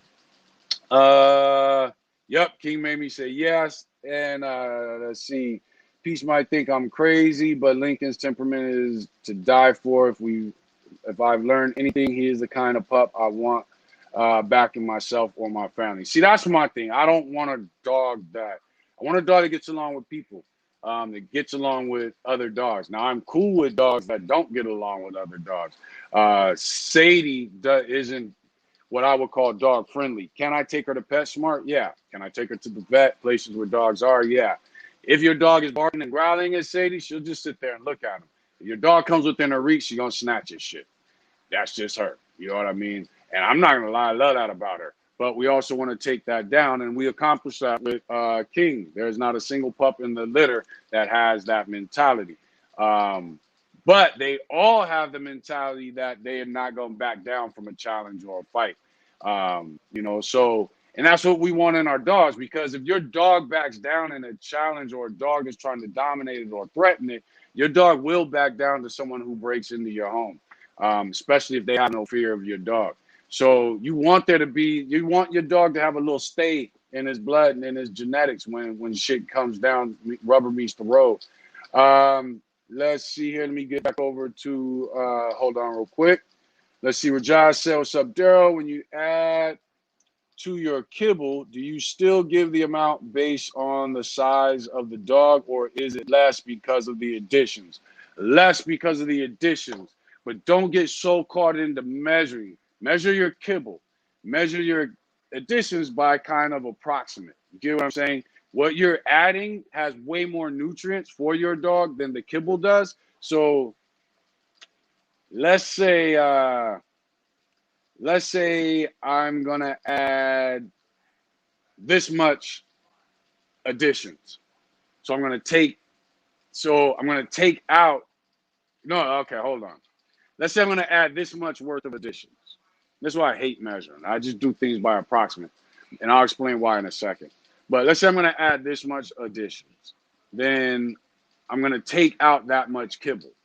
Not necessarily. You're probably gonna need to take out a little bit more kibble, due to the fact that those additions you're giving are focused on what it is you're wanting at that time. The immune system, bad breath, poop needs to firm up. You got something you're focused on, at that time, fighting cancer, whatever it is. So you don't necessarily need that. And that's what's good for the dog, because he's getting a little bit less, but he's still getting the same amount of but actually getting more nutrients from it. The reason I don't measure is, one, I have years of doing measurements, so I kind of know what I'm looking at. Two, I think it's good that when we feed our dogs, now I do measure the kibble, but it's still not, I don't measure it like, okay, I'm over 1 cup, so let me shake a little bit off. Nah, 1 cup, bam, scoop, there you go. The reason I do it that way is because I'm also going to have sometimes where I do 1 cup and it's a little under, but there you go. You just got less tonight. I also fast on Sundays. I think the variety makes what we give our dogs more effective. So I don't like to do 2 teaspoons of this every time. I'm going to give you approximately 2 teaspoons, but you also need to be able to eyeball what 2 teaspoons is. And therefore, you're going to approximately give 2 teaspoons. So therefore, there are going to be days where I give you 2 teaspoons perfectly. And there's going to be days where I give you a little more than 2 teaspoons. There's also going to be days where I give you a little less than 2 teaspoons. But this makes the body use whatever that that item that I'm throwing in there makes the body use it better. Give you an example. Water a plant on a daily basis. You'll watch it grow. Skip a day or 2 days, and all of a sudden you notice the plant skyrocket up. And the reason is because every day the plant is used to it. When you skip a day or two, that soil starts drawing up, those roots start stretching now. And they're looking for where that moisture is, where's that water that we can get nutrients from. The plant is also deciding, since all of a sudden there's less water, I need to kind of stand up a little taller and get as much nutrients from the sun as I can get. And then all of a sudden you start watering it again. Well, your dogs and we are all the same way. If you constantly giving the same amount every single time, you kind of stunt what you're using it for. So that's why I got out of measuring things. Now, let's say I try something new. I'm going to go back to measuring that until I get comfortable. And then all of a sudden I'm going to stop measuring it and give you approximates. So that is what that is all about. So let's see. Pedigrees, you told me to, okay, we got that. If you notice the dog gaining weight, or if you notice the dog gaining weight, or if you're worried about too much protein, what would you add less of? If I'm worried about too much protein, the first thing I'd look at is my bag of kibble. Am I doing high protein dog food? High protein dog food is very unnecessary, especially in American Bullies, because hardly anybody is working their dogs. So to me, I would use high protein dog food maybe on like a pregnant female or a whelping female. If you've got, if you do work your bully and you got a competition coming up in a week or in 2 weeks, 3 weeks, whatever it may be, then switch on to the high protein while you're conditioning the dog. But like when I was young and working dogs, if I knew, I have to watch talking to y'all so I don't get myself in trouble. If I knew an event was coming up, I always wanted to know 2 months ahead of time. I also used to condition dogs for a lot of people. And my thing was, I charged a certain amount if the dog had 2 months to prepare. I charged a more amount if the dog had 1 month to prepare. And if the dog had less than that, then I charged them even more.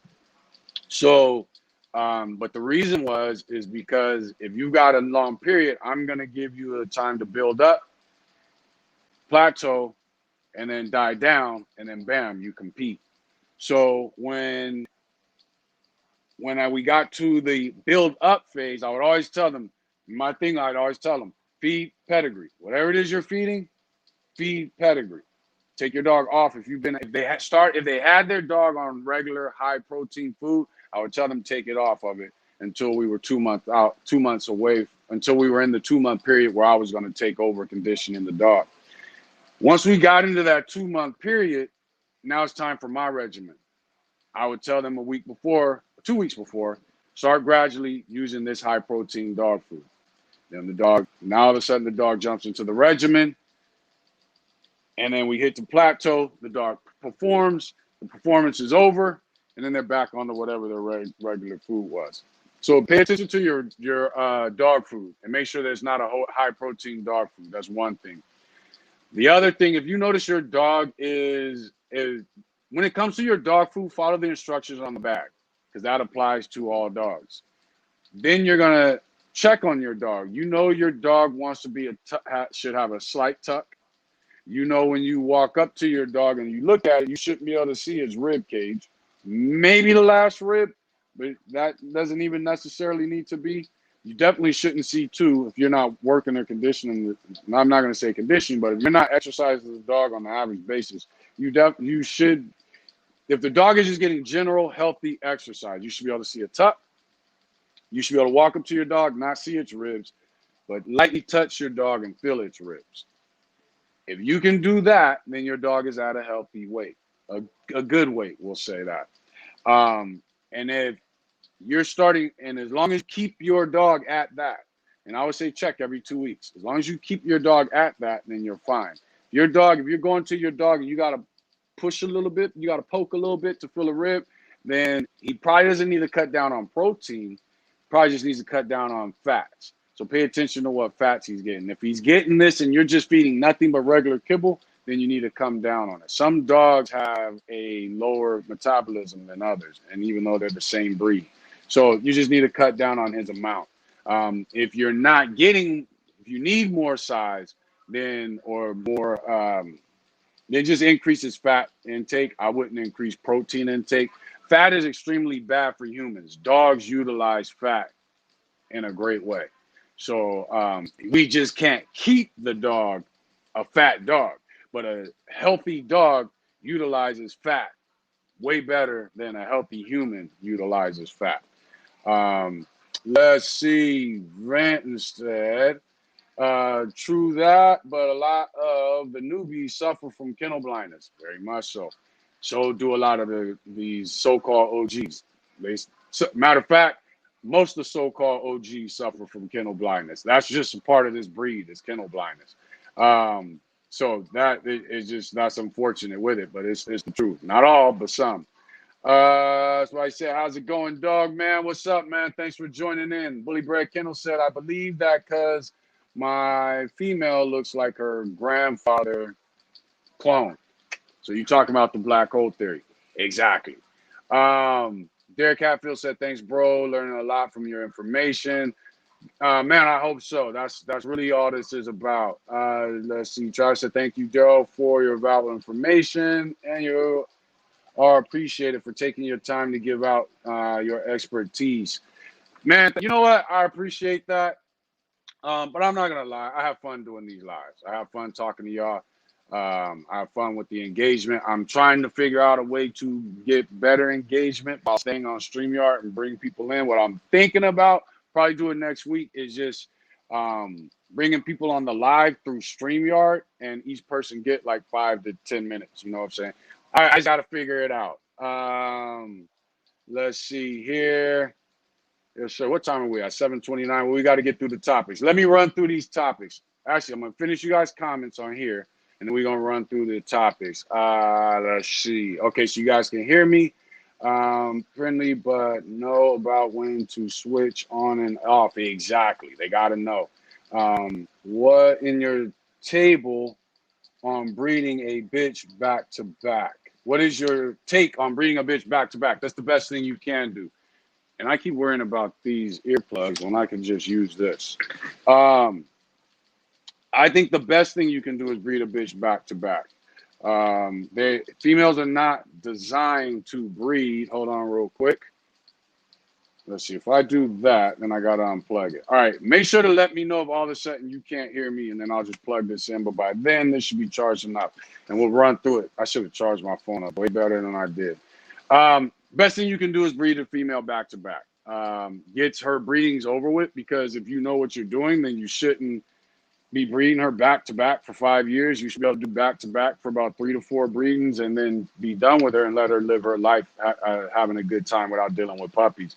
So breed them back to back is the best thing you can do. They used to say breed every other heat cycle, and I found out that that's not true. There's other things they're starting to find out that are not true, and we're about to get into that also. Adding ground black pepper will help with anything you are adding. Yes, you know, I should have said that. Betsy's 100% right. Spirit. Sprinkling, just a pinch, small pinch of ground black pepper. Mix it in good. Don't just sprinkle it on there and hand it to your dog and have him sneezing and shit. Sprinkle a little bit of pepper. It kicks up the enzymes in the stomach that makes digestion and absorbing nutrients a lot more effective. So anything, if you feed kibble, put water in, stir it up, then go get the other things that you're about to add to it, then add that to it, stir it up, hand it to your dog.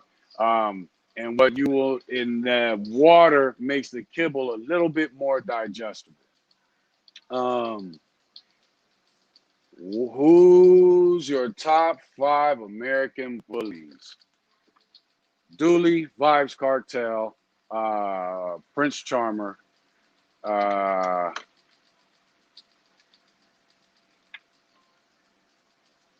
Dooley, Vibes Cartel, Prince Charmer,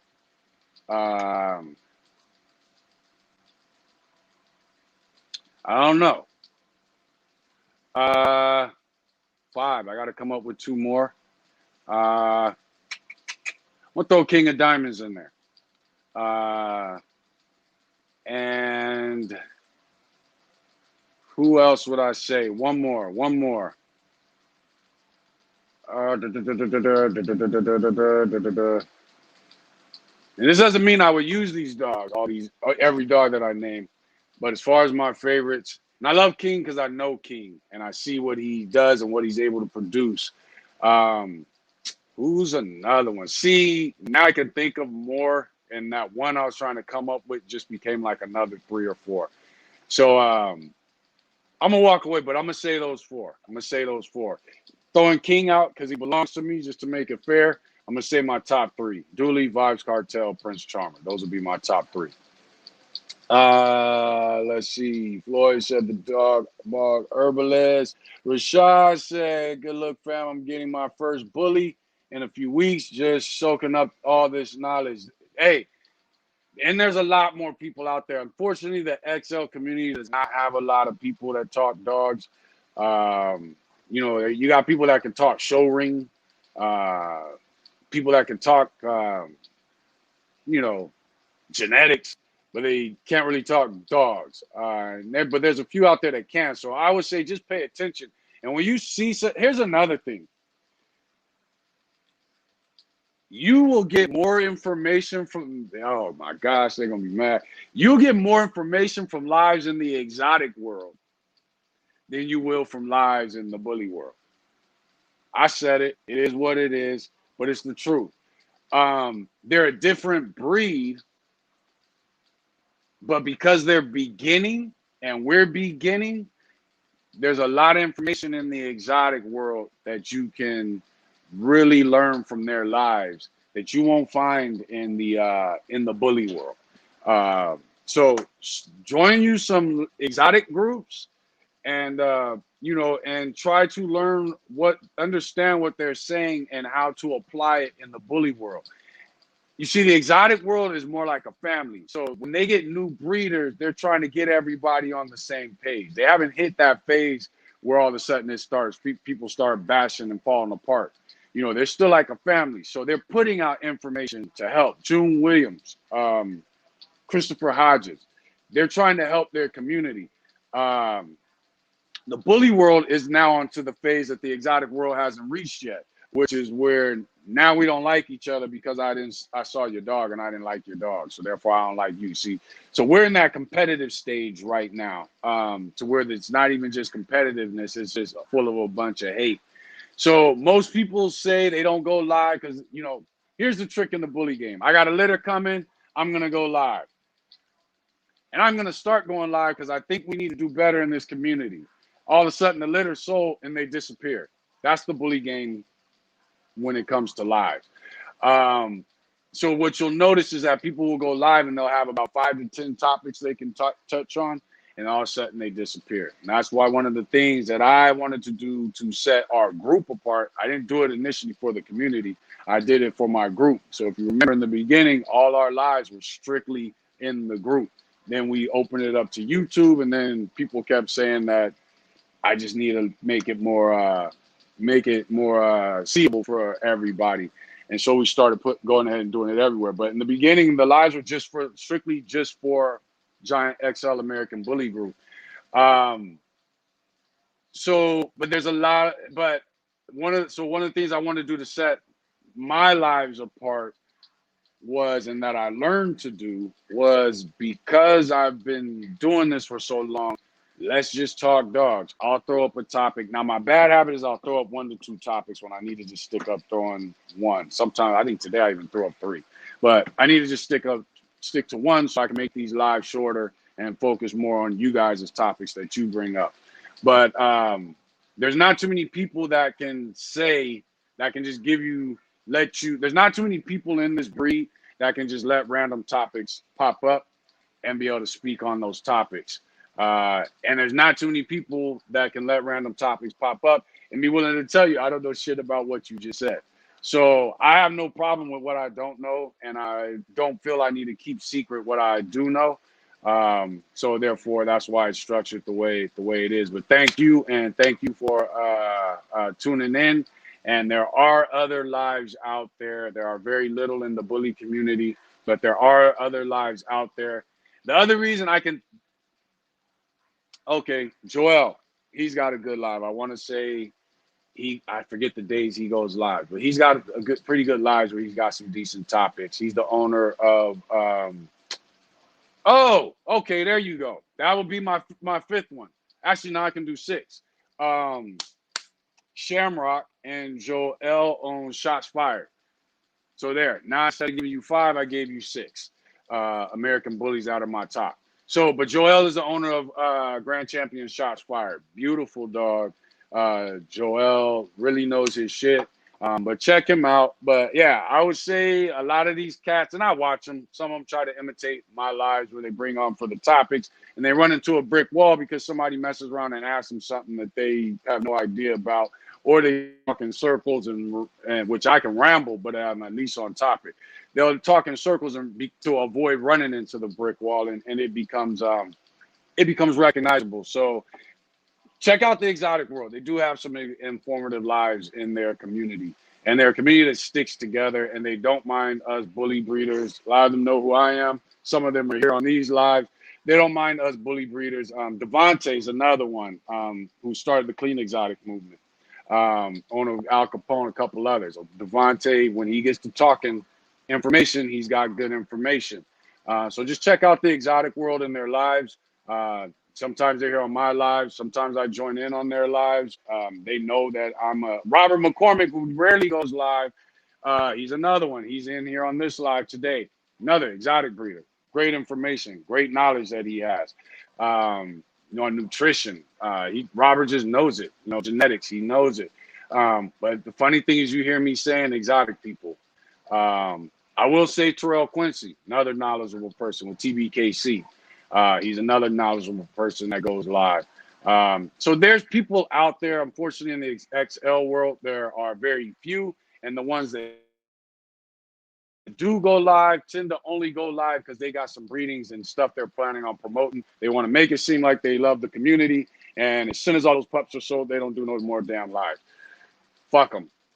Travis Franklin, let's see, I got that one. Travis said, Daryl, I use your my eyes are bad. What does that say? Oh, Daryl, I use your falsify with fasting. Not sure my dog's on Sunday also, but I work out my dog 7 days a week. So how would I adjust with calories out to calories in for optimal health and growth? If you're working your dogs out 7 days a week, they should be almost grown. It should be at least a year old. You only want to fast once a week when your dog is a year old. Your workout regimen should be the same, but you also want to remember dogs are bred and created to go hard and then have time off. So my dogs are conditioned 3 days a week. Monday, Tuesday, Wednesday, no, 3 days a week. Monday, Wednesday, Friday. My dogs are conditioned. Tuesday, Thursday. Basically, when I say exercise, I mean a walk, light, throwing the ball, some flirt pole. We'll figure it out. Whatever I'm in the mood for, I just want them to get a decent amount of exercise on those days. But I only do conditioning Monday, Wednesday, Friday. Those are the only days I push my dogs. Tuesday, Thursday, Saturday, Sunday, they should exercise. Sunday, they should fast. And yes, they should exercise also on the day they fast.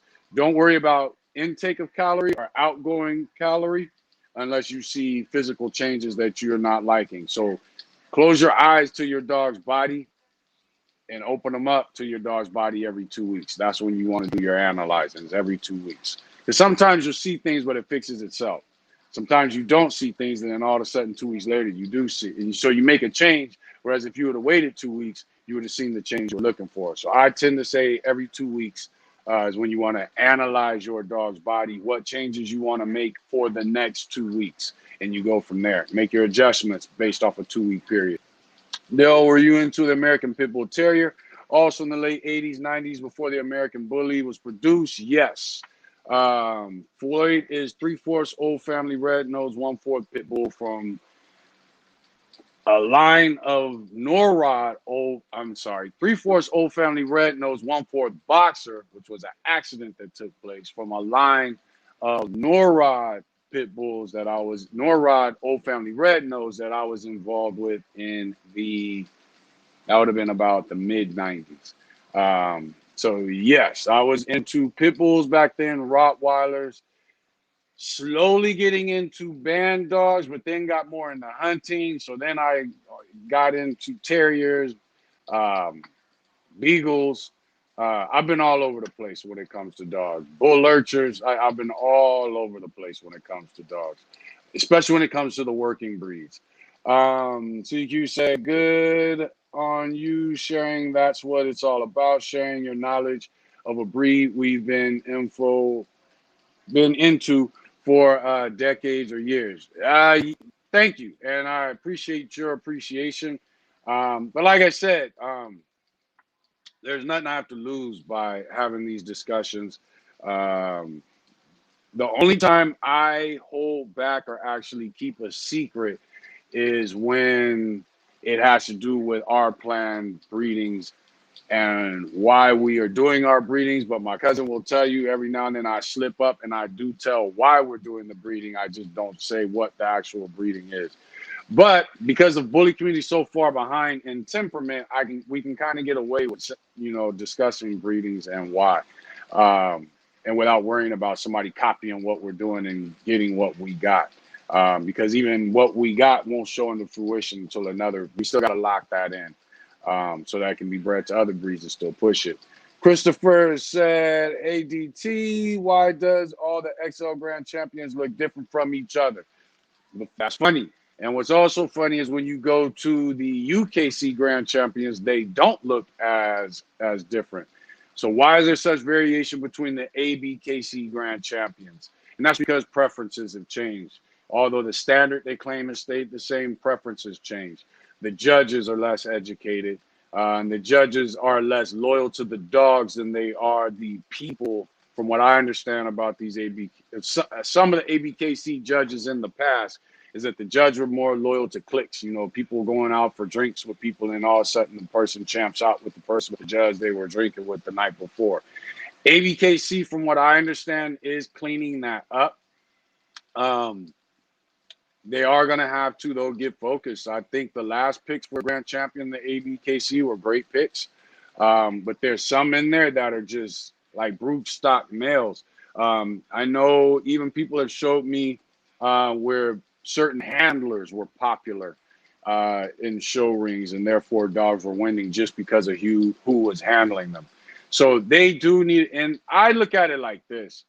If you're a show judge or a handler and you're breeding to the fat, you're breeding the American Bulldogish instead of the American Bully, I can't respect the dogs that you pick in the show ring or the dogs that you handle in the show ring. So when you win, I'm going to look at that dog and compare him to a dually and say, why did that dog win a championship or a grand championship? I'm going to compare him to a Prince Charmer. I'm going to compare him to a Vibes Cartel. And then I want to know who handled it and who was the judge, because this is where problems are going to happen. This is where people are either getting paid under the table or picking their friend, or you just are terrible as a judge and don't know what you're doing. So look for those. Those are, if you're looking for the variety in the breed, it should be somewhere between Vibes Cartel, Dooley, and Prince Charmer. So if something outside of that is winning a championship, we need to know who and why. Who's the breeder? Because it has nothing to do with the dog. So who's the breeder? Who's the handler? Who's the judge? That's what we need. And those people need to be held. Their feet need to be held to the fire. Why are you making the picks that you're making? Somebody needs to get to the bottom of that, because we have to eliminate. And I know, self-expression is like a real big popular thing right now, how people feel and all this other stuff. But we got to start eliminating that and get back to the facts and the meat and potatoes of things. And when we do that, the American Bully will prosper as a breed. and won't just be the most fastest growing breed because it's got the fastest number of breeders. It'll be the fastest growing breed because people will respect the breed. That person that's bred Labradors all their life will decide to jump into American Bullies. Not that person that lies about how they used to breed game dogs. That's another myth in this community. A lot of these people claim they bred game dogs. They're lying. If they did breed game dogs, they weren't really breeding game dogs. They were just breeding dogs that had game dogs in their lineage. And if they were breeding game dogs for performance, they were just local. So when these dudes talk about how they used to breed game dogs, don't fall for that. Don't fall for that at all. Don't respect it. Look at the dogs and what their intention is behind their dogs and their knowledge of dogs. If I don't see what I like in your yard, then I at least want to be able to hear you explain what it is you do and why you're going about doing it, so that I know you're on at least your path to get where you want. I may not like your dogs, but if I know you know dogs, plus you know bullies, then I know you got a secret coming that everybody else ain't ready for. That secret may be coming in your next breeding. It may be coming in your next 3 breeds. But if I like your dog, but I can't, you might have just bought it. And therefore you don't really know nothing about dogs. You know, and if I don't like your dogs, plus you're not saying anything of any logic or knowledge, wisdom or understanding, then it does me no good to really pay attention to what you're doing. And I need to watch the dogs that I get from you, because I might like your dog, get a dog off of that, but did you breed that dog to the right female or to the right male? Did you set it up right for me to get those traits in the pup that I'm planning on getting from you? These are things that have to be thought about. Let's see, where are we at? Are ADBA working pit bulldogs classic style American Bullies? I never got into that working pit bull thing. I would say those dogs tend to be between classic. I mean, those dogs tend to fluctuate between classic, what we see of classic, standard, and XL American Bullies. And those dogs help make the bullies, you know, the 5150, the Chevys, all those kennels that were breeding the working pit bulldogs back in the day. What's that? The Ellises are with their dogs, the weight pull dogs. Those dogs help create the American Bullies. A lot of those dogs are in the blood of the American Bullies. Let's see here. All right, let me get back to the topic so we can hurry up and get out of here. So we explained the black hole theory. Next, the post about breeding on first heat, truth and facts over emotions and rhetoric. Here we go. People are not going to like what I'm about to say, and it just is what it is. So, and then people are going to hear what I'm about to say, and it'll be told to people, and then they'll run to their favorite books and they'll run to Google looking for whatever they can find to disprove what I'm about to say. So if somebody can prove what I'm about to say wrong, I welcome that, because then I learn. But here's the deal. Breeding on first heat does not hurt your female. And the reason I say that is this. What it does hurt, based on your knowledge. So here's the deal. When you breed a female on first heat, what she doesn't lose anything. People will say, oh, there's hormones that are needed. Bullshit. The problem with breeding on first heat is the development of the female. So mentally, she tends to be immature. So in the wild, she wouldn't be allowed to breed because her mama would be kicking her butt as soon as she noticed that the male even is paying her any attention. So mentally, she's immature. She may have a harder time delivering those pups because her hips aren't as spread as they would be. The only structural issue with breeding on first heat is the hips of the dog. Okay, so mentally she's not, but now mentally there are a lot of downfalls. But here's what you guys have done as bully breeders, and this is why I say why not. I don't mean why not as in go do it. I mean why not as in what is your answer. She doesn't need her hips because most of us aren't doing natural births. We're doing C-sections. She doesn't need her brain because most of us are feeding these puppies by hand, nursing them. There's even a dude who posted in the group. He's got his dogs in like drawers, and each of the puppies is separated from each other at birth. They're not even brought together. I think he said until they're 5 weeks old. But they're in like these plastic filing cabinet drawers. We are removing. You can't be a part of removing the female from birth and nurturing and nature and the nature of puppies, and then turn around and say what you can't do. Because the fact is, if they're having C-sections, then the hips aren't an issue. The hormones are already there, otherwise she wouldn't have went into her heat cycle. So the only really thing she needs is a little bit more maturity so she doesn't accidentally kill the puppies. So the truth is, the only thing wrong with breeding a female on first heat, if she gives natural birth, her hips may not have been fully developed. If she doesn't give natural birth and she's doing C-sections, then the only thing wrong with breeding on first heat is lack of maturity. Do I need a female for pups to learn from? No, because most of you guys aren't doing anything. Most people in the bully community aren't doing much with bulldogs that they would need to do that anyway. So when it comes to breeding on first heat, the facts and the truth, not the emotions, not the rhetoric, and as far as experience, I've had a female. She was a razor's edge female, but not razor's edge what you guys typically looking at online. But she was a razor's edge female, good looking female named Sasha. Very athletic, very driven dog. She was bred to my catch dog, Floyd. On her first, and I shouldn't say was bred. She accidentally, they got together. I think I was at work. She was in heat. My younger son decided to take it upon himself to let them out. And funny how the views are going up after that topic. So y'all out there snitching on me for what I said. But, and I welcome the challenges.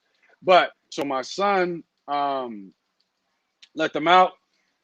He didn't know anything about heats. And I made the mistake of not explaining it to him. And he's out there, Dad, what do I do? Floyd won't get off with Sasha. Well, they were breeding. So luckily, my wife was here and they handled that. She ended up pregnant on her first heat. To this day, and even in my experience with dogs before her, she had always been an extremely smart dog, but she was also one of the best moms I've ever had in my entire existence of breeding. I had to do nothing. She took care of everything until those pups touched solid food, and then after that she was done with them as far as feeding them. But she was on top of nursing them. This was her first heat. She was just shy of a year old. She had the puppies here at home. She took care of them right off the bat. There was, I think, 2 runts that we did nurse. So I take that back. There were 2 runts that we did nurse. She had 11 pups. And she took damn good care of all 11 pups, better than any dog. I mean, she was more attentive than any dog I've ever owned. So a lot of it also comes with the maturity of the female. You knowing the blood that you're dealing with.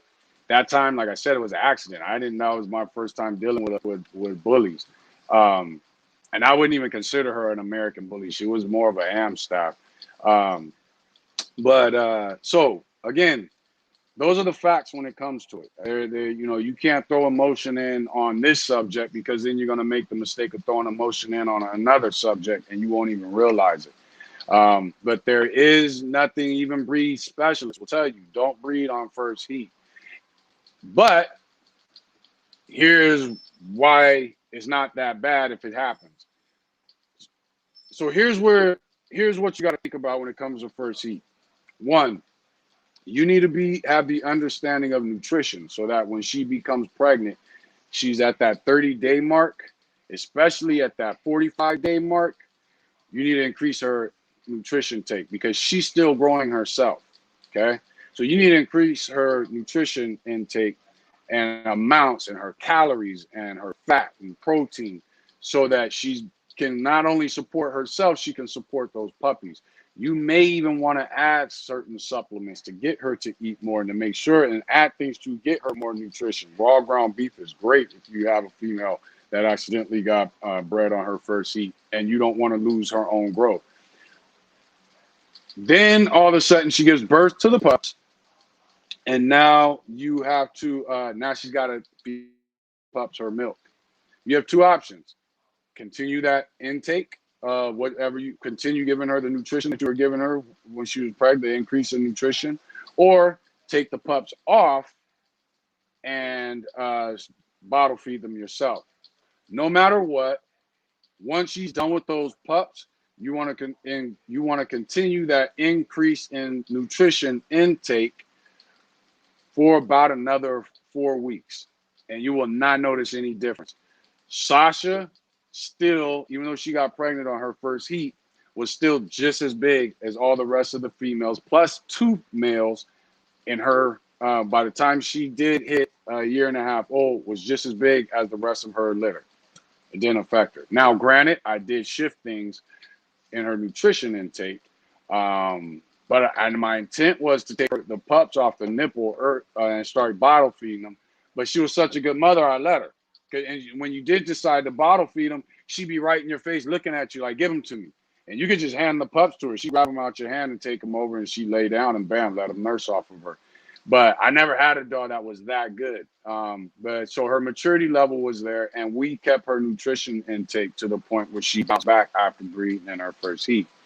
Breeding on first heat is taboo. Here's the other thing about breeding on first heat. We are at 8 o'clock, but let's go ahead. We're going to finish the topics. The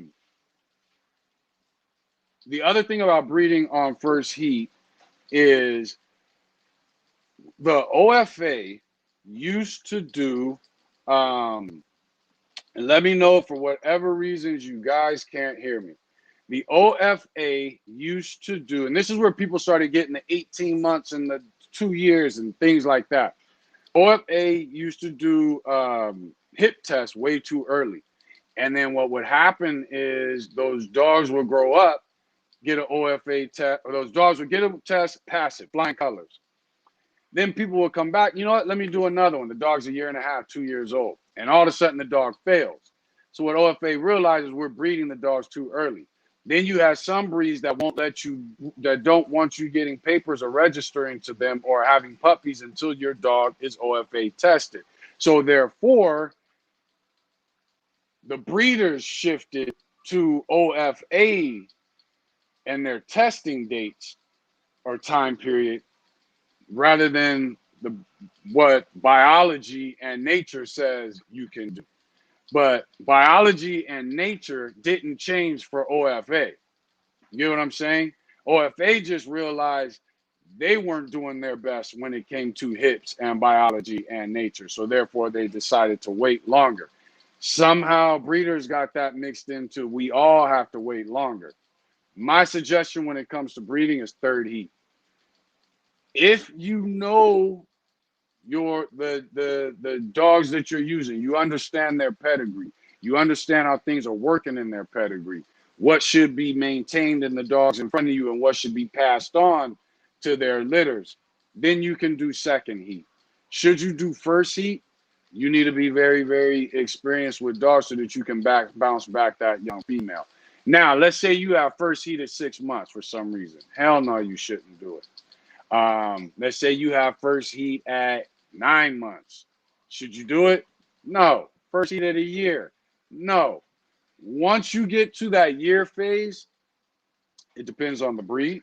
Because, like, for instance, my Jack Russell, when she hit a year, she didn't grow anymore. So, and I mean width or height. So once you hit that year phase, it depends on the breed and it depends on you as a breeder and your knowledge. But this thing of we have to wait until second heat because there's hormones that haven't kicked in, that's all bullshit. And whatever those hormones are that haven't kicked in, let's say they're not lying, they do not affect it the way they claim that it does. Because I know a lot of dogs that are bred on first heat. And I know breeders that breed on first heat, like that's what they do.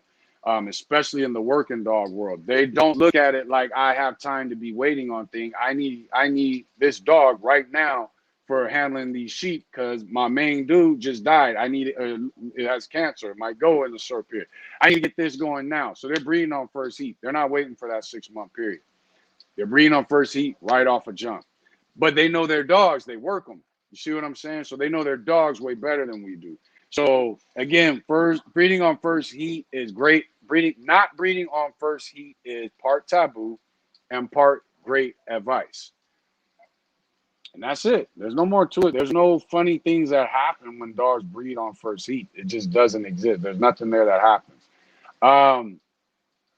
And most of the breeding later came from OFA testing, not from breeders and what they learned about the biology of dogs. Okay, so that needs to be understood.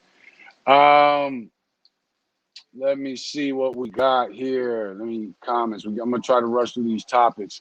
So that was that. Next topic from David Betts, genetics, understand live breeding, etc. All right, I'm gonna rush through this because we are already 1 hour over. So when it comes to genetics, line breeding, inbreeding, first thing you want to do, because of the way the bully breed has been handled, I think my opinion is the best thing you can do is find dogs that you like that are not line bred, not inbred, and don't have a bunch of 2 times chapstick.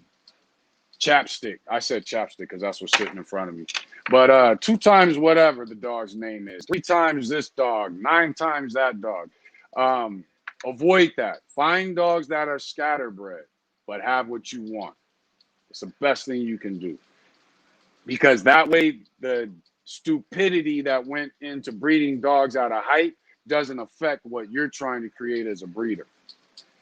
As you're creating your dogs, you got the right male, you got the right females. As you're creating your dogs, you start noticing offspring that are keepers. You're going to use those for your line breeding. Line breeding is used to lock in your good traits based off selective breeding. Line breeding is used to lock in your good traits and eliminate your bad traits. So let's say I got one dog and everything on, he's got like 3 flaws that I have issues with, but they're not bad, and everything else is solid. I can line breed him back to breed him. I can line breed her back to her grandfather because her grandfather didn't have these 3 issues that she has. To correct what she does have, because now out of that breeding, I'm going to correct what she does have. Pick the pup that doesn't have what she has, I should say, but also has from her what I like from her and what I automatically liked about the grandfather. You see what I'm saying? So same thing works with aunts and nephews, uncles and nieces, grandfather, granddaughter, grandmother, grandson. When you start getting your line breeding, your distant line breedings, and you start wanting to bring them together, the next one you want to look at is grandfather, granddaughter. Sometimes granddaughter, grandfather clean up and lock in somewhat lock in what you want right off the bat. But you're using line breeding to correct things, and that's why you need to have a variety of dogs. So we were talking about the black hole theory.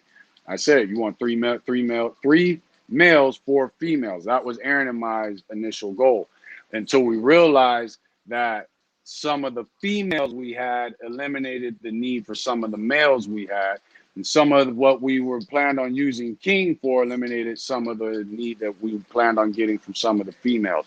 That might be confusing, but once you start putting your dogs together, you'll get exactly what I'm saying. So inbreeding. You don't inbreed until you have perfection. Perfect temperament, perfect structure. You've done health testing.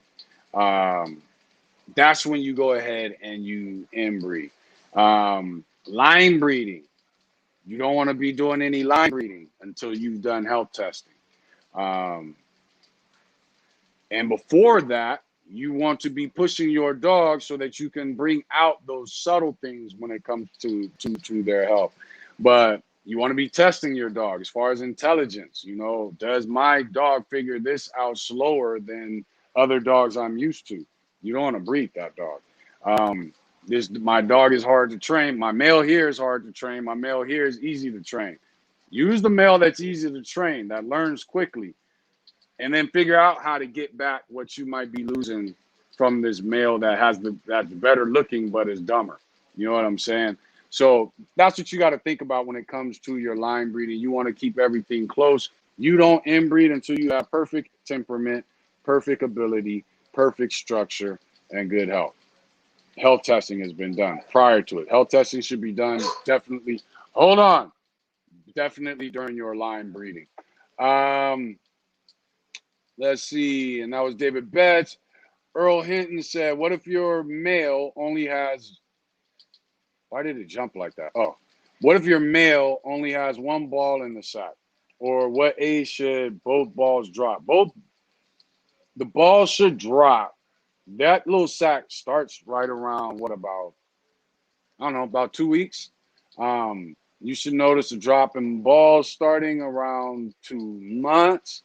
As far as both balls dropping, I don't know. I'd say I'd be worried if it went about 6 months and I'm not seeing it. If it goes 6 months, I'm worried. Because at that point, um, yeah, there might be an issue. So, I think what you're saying is when should I see not just the sack, but both balls in the sack? Um,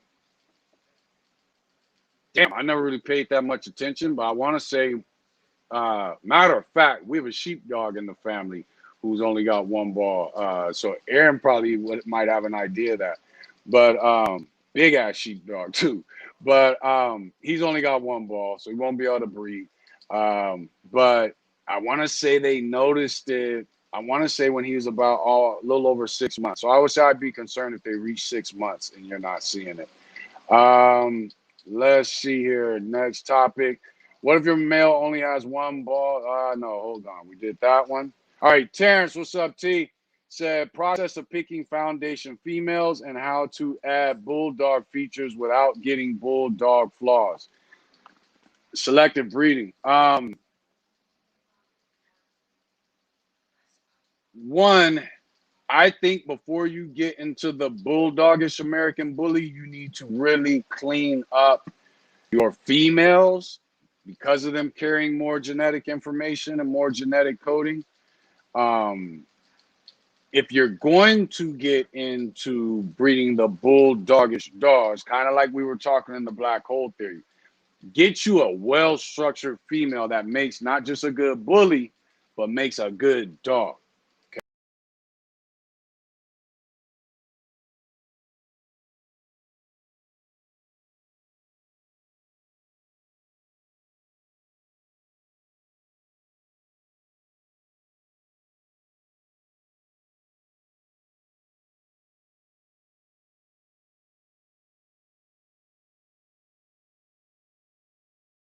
All right, that was weird. It just kicked me out for some reason. Okay, so back to it.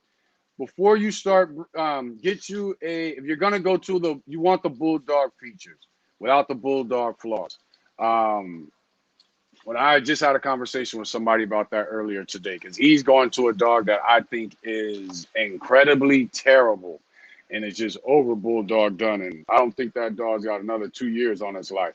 But anyway, he's going to him. He's determined to go to him.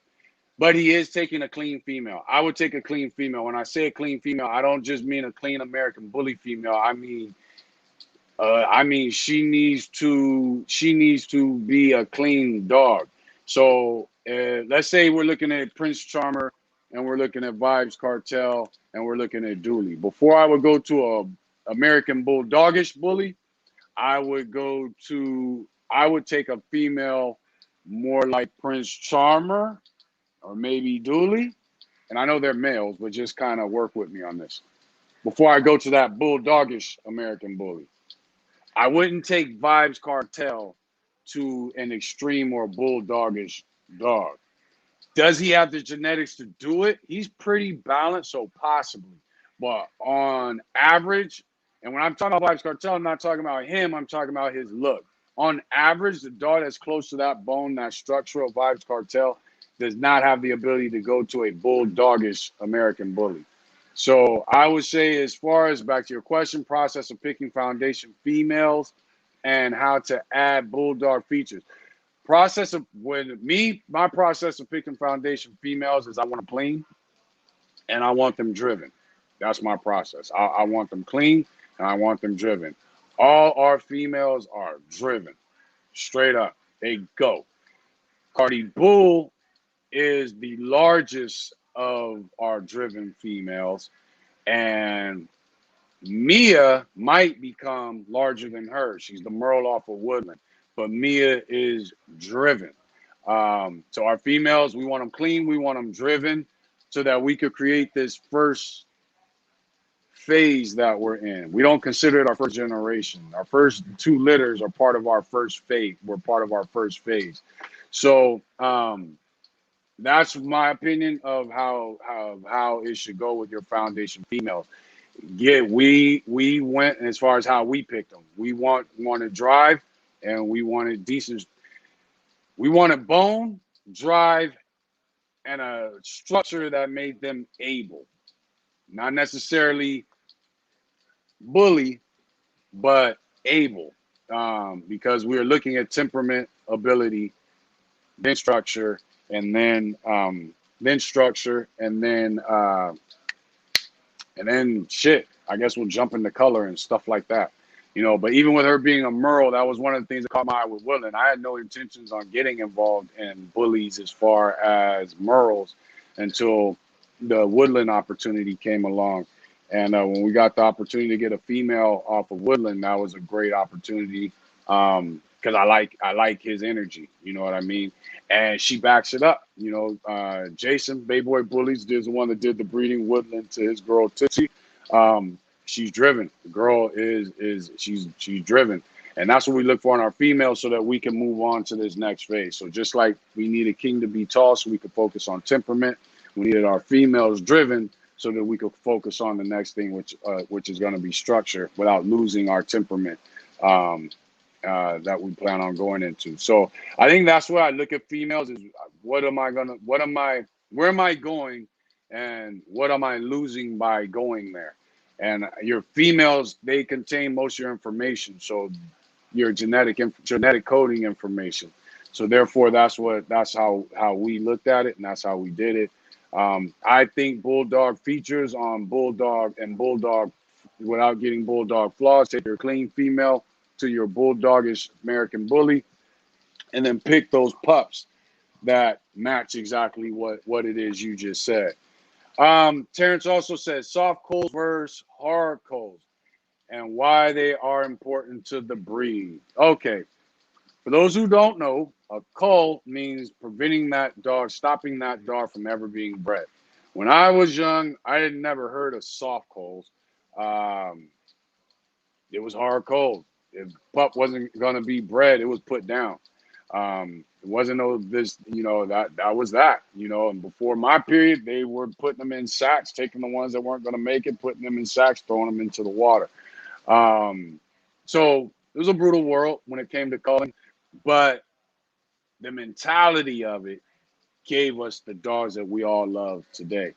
I think as far as a hard cull, I think if there's a major deformity, I'm not one of those dudes that sees a deformed dog on the news and thinks, oh, how cute, somebody took care of it. What goes to my mind is they should have put that damn dog down. But now they're out here building them dentures and a wheelchair so that he can eat food and move around. And he's got a glass eye. No, put the dog down. It doesn't need to grow that way, because at some point, the dentures that you made for him and the wheelchair you made for him and the glass eye that you gave him just ruins his life in older age. So just put him down. Why end it all? There's nothing wrong with that. That's what culling is about. On the flip side, I don't believe that a dog should be culled hard culled. I think hard culling is when a dog has deformities. If you figure some dogs are hard cold because they got a bad temperament. They're 2 years old and they're trying to attack everybody. So they get hard cold. So I think a hard cold is for deformities, you know, whether that deformity is in its temperament or whether that deformity is in its body.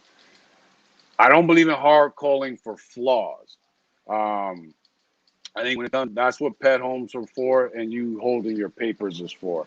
And to me, that's where that comes from. That's my insight on that. All right, we're done with the topics. I'm gonna scroll through your comments, and then we're gonna get up out of here. So, as far as you guys on YouTube, um, Travis Franklin said, "You know what? I think I'm gonna start doing that. We're gonna run through the topics, and then I'm gonna go back to the top of the comments." And that's how we'll end the lives from now on. And that way we don't get lost, and that way everybody gets included, and that'll make more sense. So somebody please remind me of that next time I go live on Tuesday. But let's see. Travis said, "Damn, Daryl, I just opened my eyes wider. May have been working out my dogs too much. Thank you." Yeah. I begin exercising a little bit with the flirt pole because I'm looking at that point. I am charting their drives compared to other breeds and compared to other litter mates and compared to other breedings. So I begin the flirt pole at that phase, and I also do fetching at that phase. That's all I do at about six. Start at about, you know what? I do flirt pole a little bit because I actually have a little mini flirt pole I use on puppies, and it's not by me, but it's only about like that long, but the string is longer. And I use that on puppies. Then I have a 5-foot flirt pole, and once they hit a year, I use a 10-foot long flirt pole. But yeah, start them off gradual. Just exercise them with the flirt pole. I'm not sure how young your dog is. Just start them off with the flirt pole. Once they hit about 6 months, you want to start socializing them, but they don't necessarily need to go for actual walks. You can start. They've gotten all their vaccinations. You can go for walks, but he's still developing. Those bones have not all connected yet until they get to anywhere from 10 months to a year. So you don't need to do long walks. Even your exercise, especially on XLs and all the weight and the bone that's developing at that time, everything should be light work and just fun. I would say about 5 minutes of exercise for every month of your dog is what you should be doing. But it needs to be fun. It needs to be easy. And you don't want, if you see him, if you got a dog that's driven, let's say you got an XL, you know he's going to be boned up, you know he's going to be a big dog. He's driven. You want to do some fetch, and he's sprinting as hard as he can, then make sure you don't throw it as far. You know, kind of just roll the ball around. Get him just to kind of play with it. Now, if you can do a dog that just kind of trots after it, then that's kind of cool. But if he's intense with it, you be careful because he'll mess up his bones and his growth. Um, Flirt pole, same thing, just kind of flop it around. I kind of explained on here how to work your flirt pole like a cat meal. You don't want to do that at that age. You want to keep everything light. You are focused on building a little bit of agility and a little bit of muscle at this point, and just kind of maintaining it. But keep it all very easy. But what I like to do at an early age is just kind of dragging, work on his intelligence through scent training. Find you something that you know he loves, add a smell to it. You know what I'm saying? Hide him, hide it behind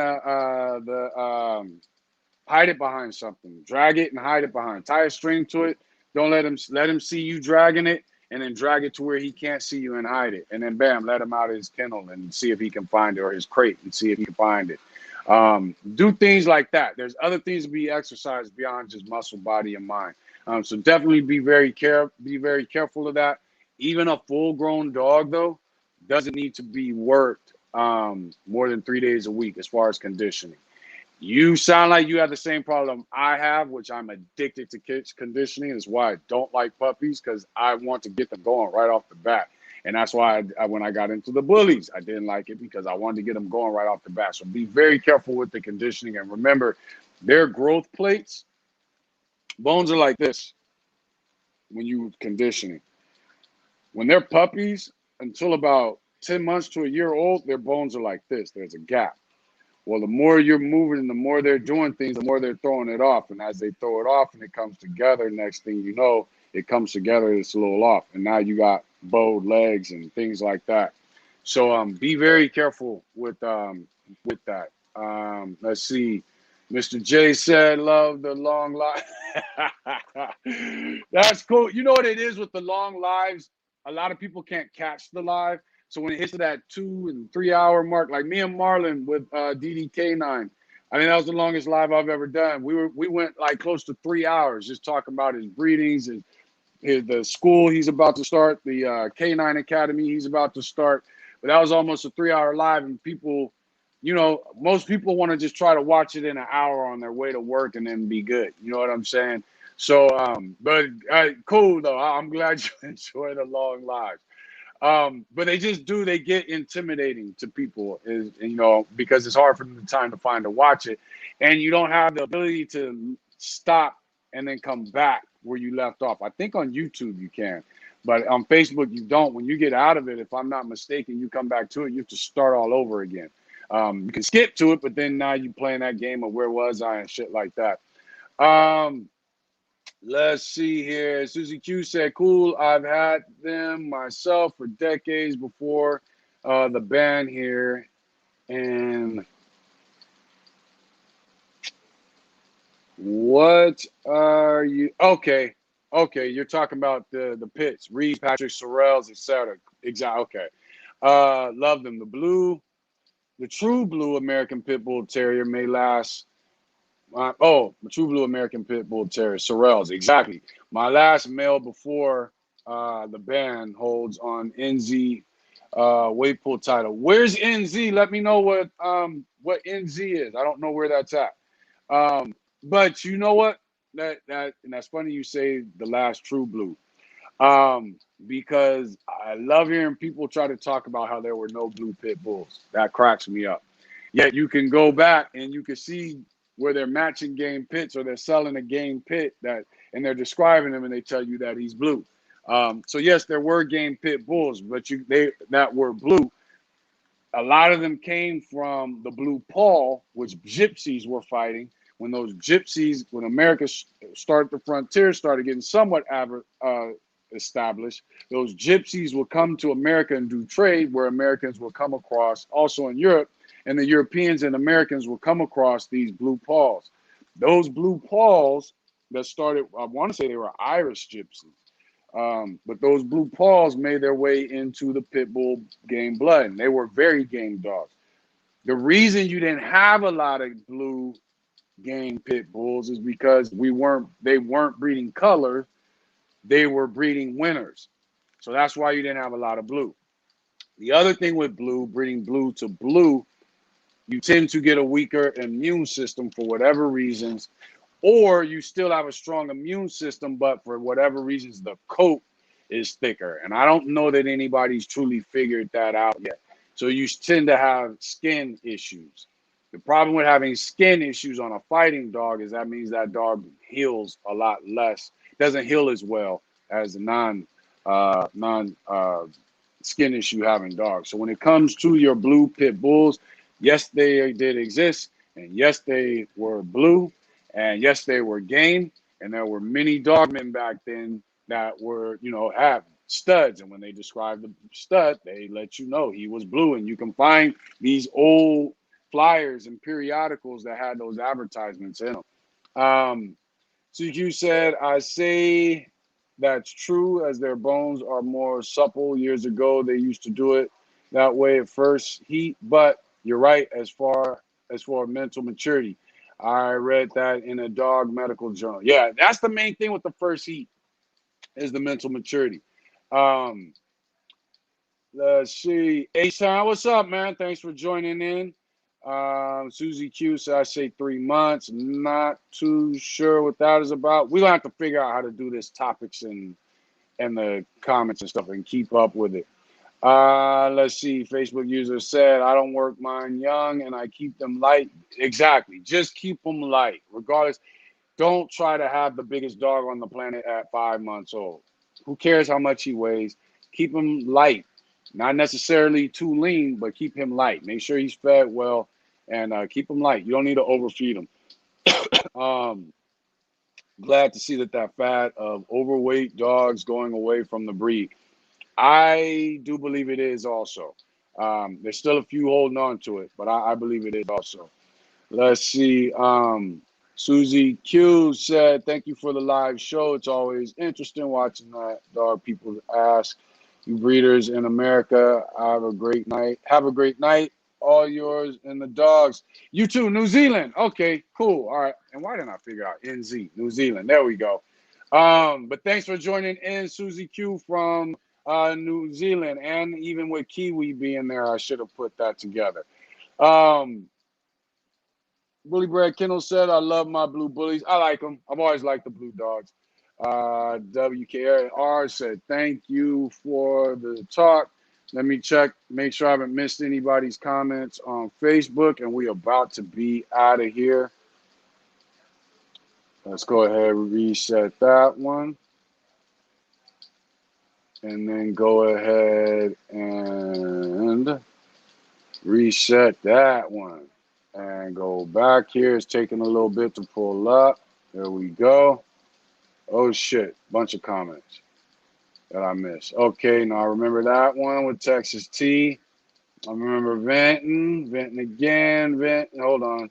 Venting, strain from breed type and producing sick dogs or bad structural dogs. I remember that. Key Mage, okay, so I got all of them. Derek, what's up, man? Thanks for joining in. Derek White said Cardi Bull is yours. Yes, Cardi Bull is my girl.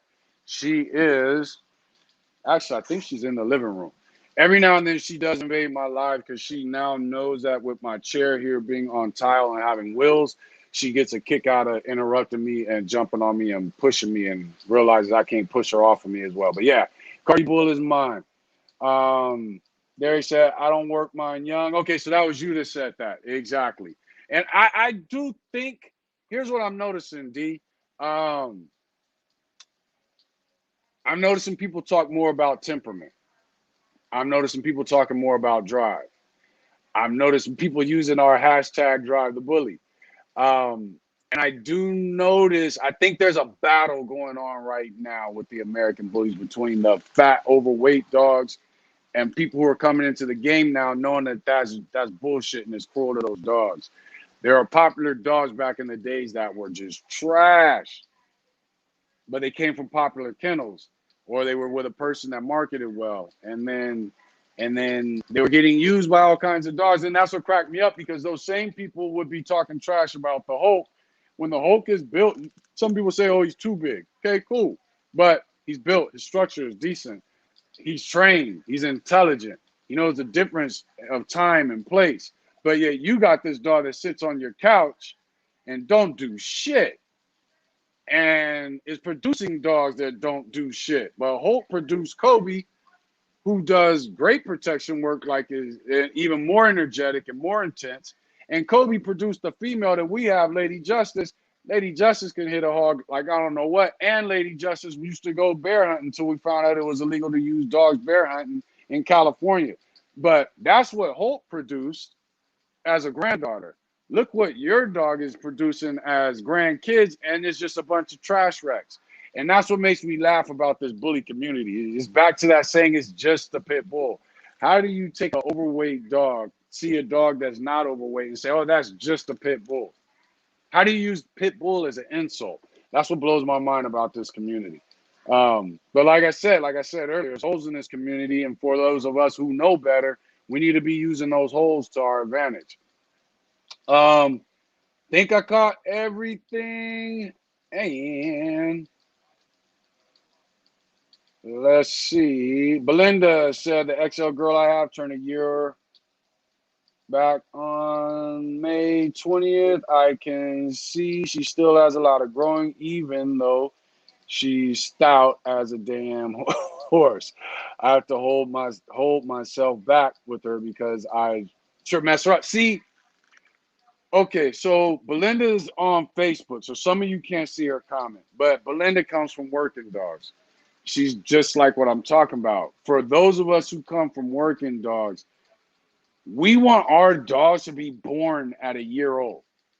So we can just start doing all the shit we want to do and comparing it to other dogs that we've had and deciding whether based off his temperament and his drive, am I going to breed this dog?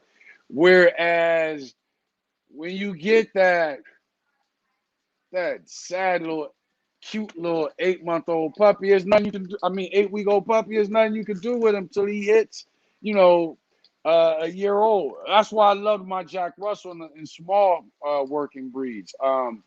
Because when it comes to those small terriers, you can let them get in about 6 months, 6 months old. They damn near full grown, and you can let them get it in. Whereas the larger dogs, your catch dogs, your protection dogs, your weight pull dogs, your American bullies, you gotta just sit there and watch Netflix, till they make it to a year old. Now there are little things that you can do to work your dog at a young age. Not work though, but just to you. But you can't push them like we want to do. And so and if you do it, you will mess up the structure of your dog. You will mess it. Next thing you know, you will have stiff stifles. You will mess up the hips. You will have bowed legs, splayed toes, things like that. And with the American Bully, we can't take that chance because now you don't know if it's in your dog genetically or if it's something that you messed up because you pushed the dog too hard at too early of a stage.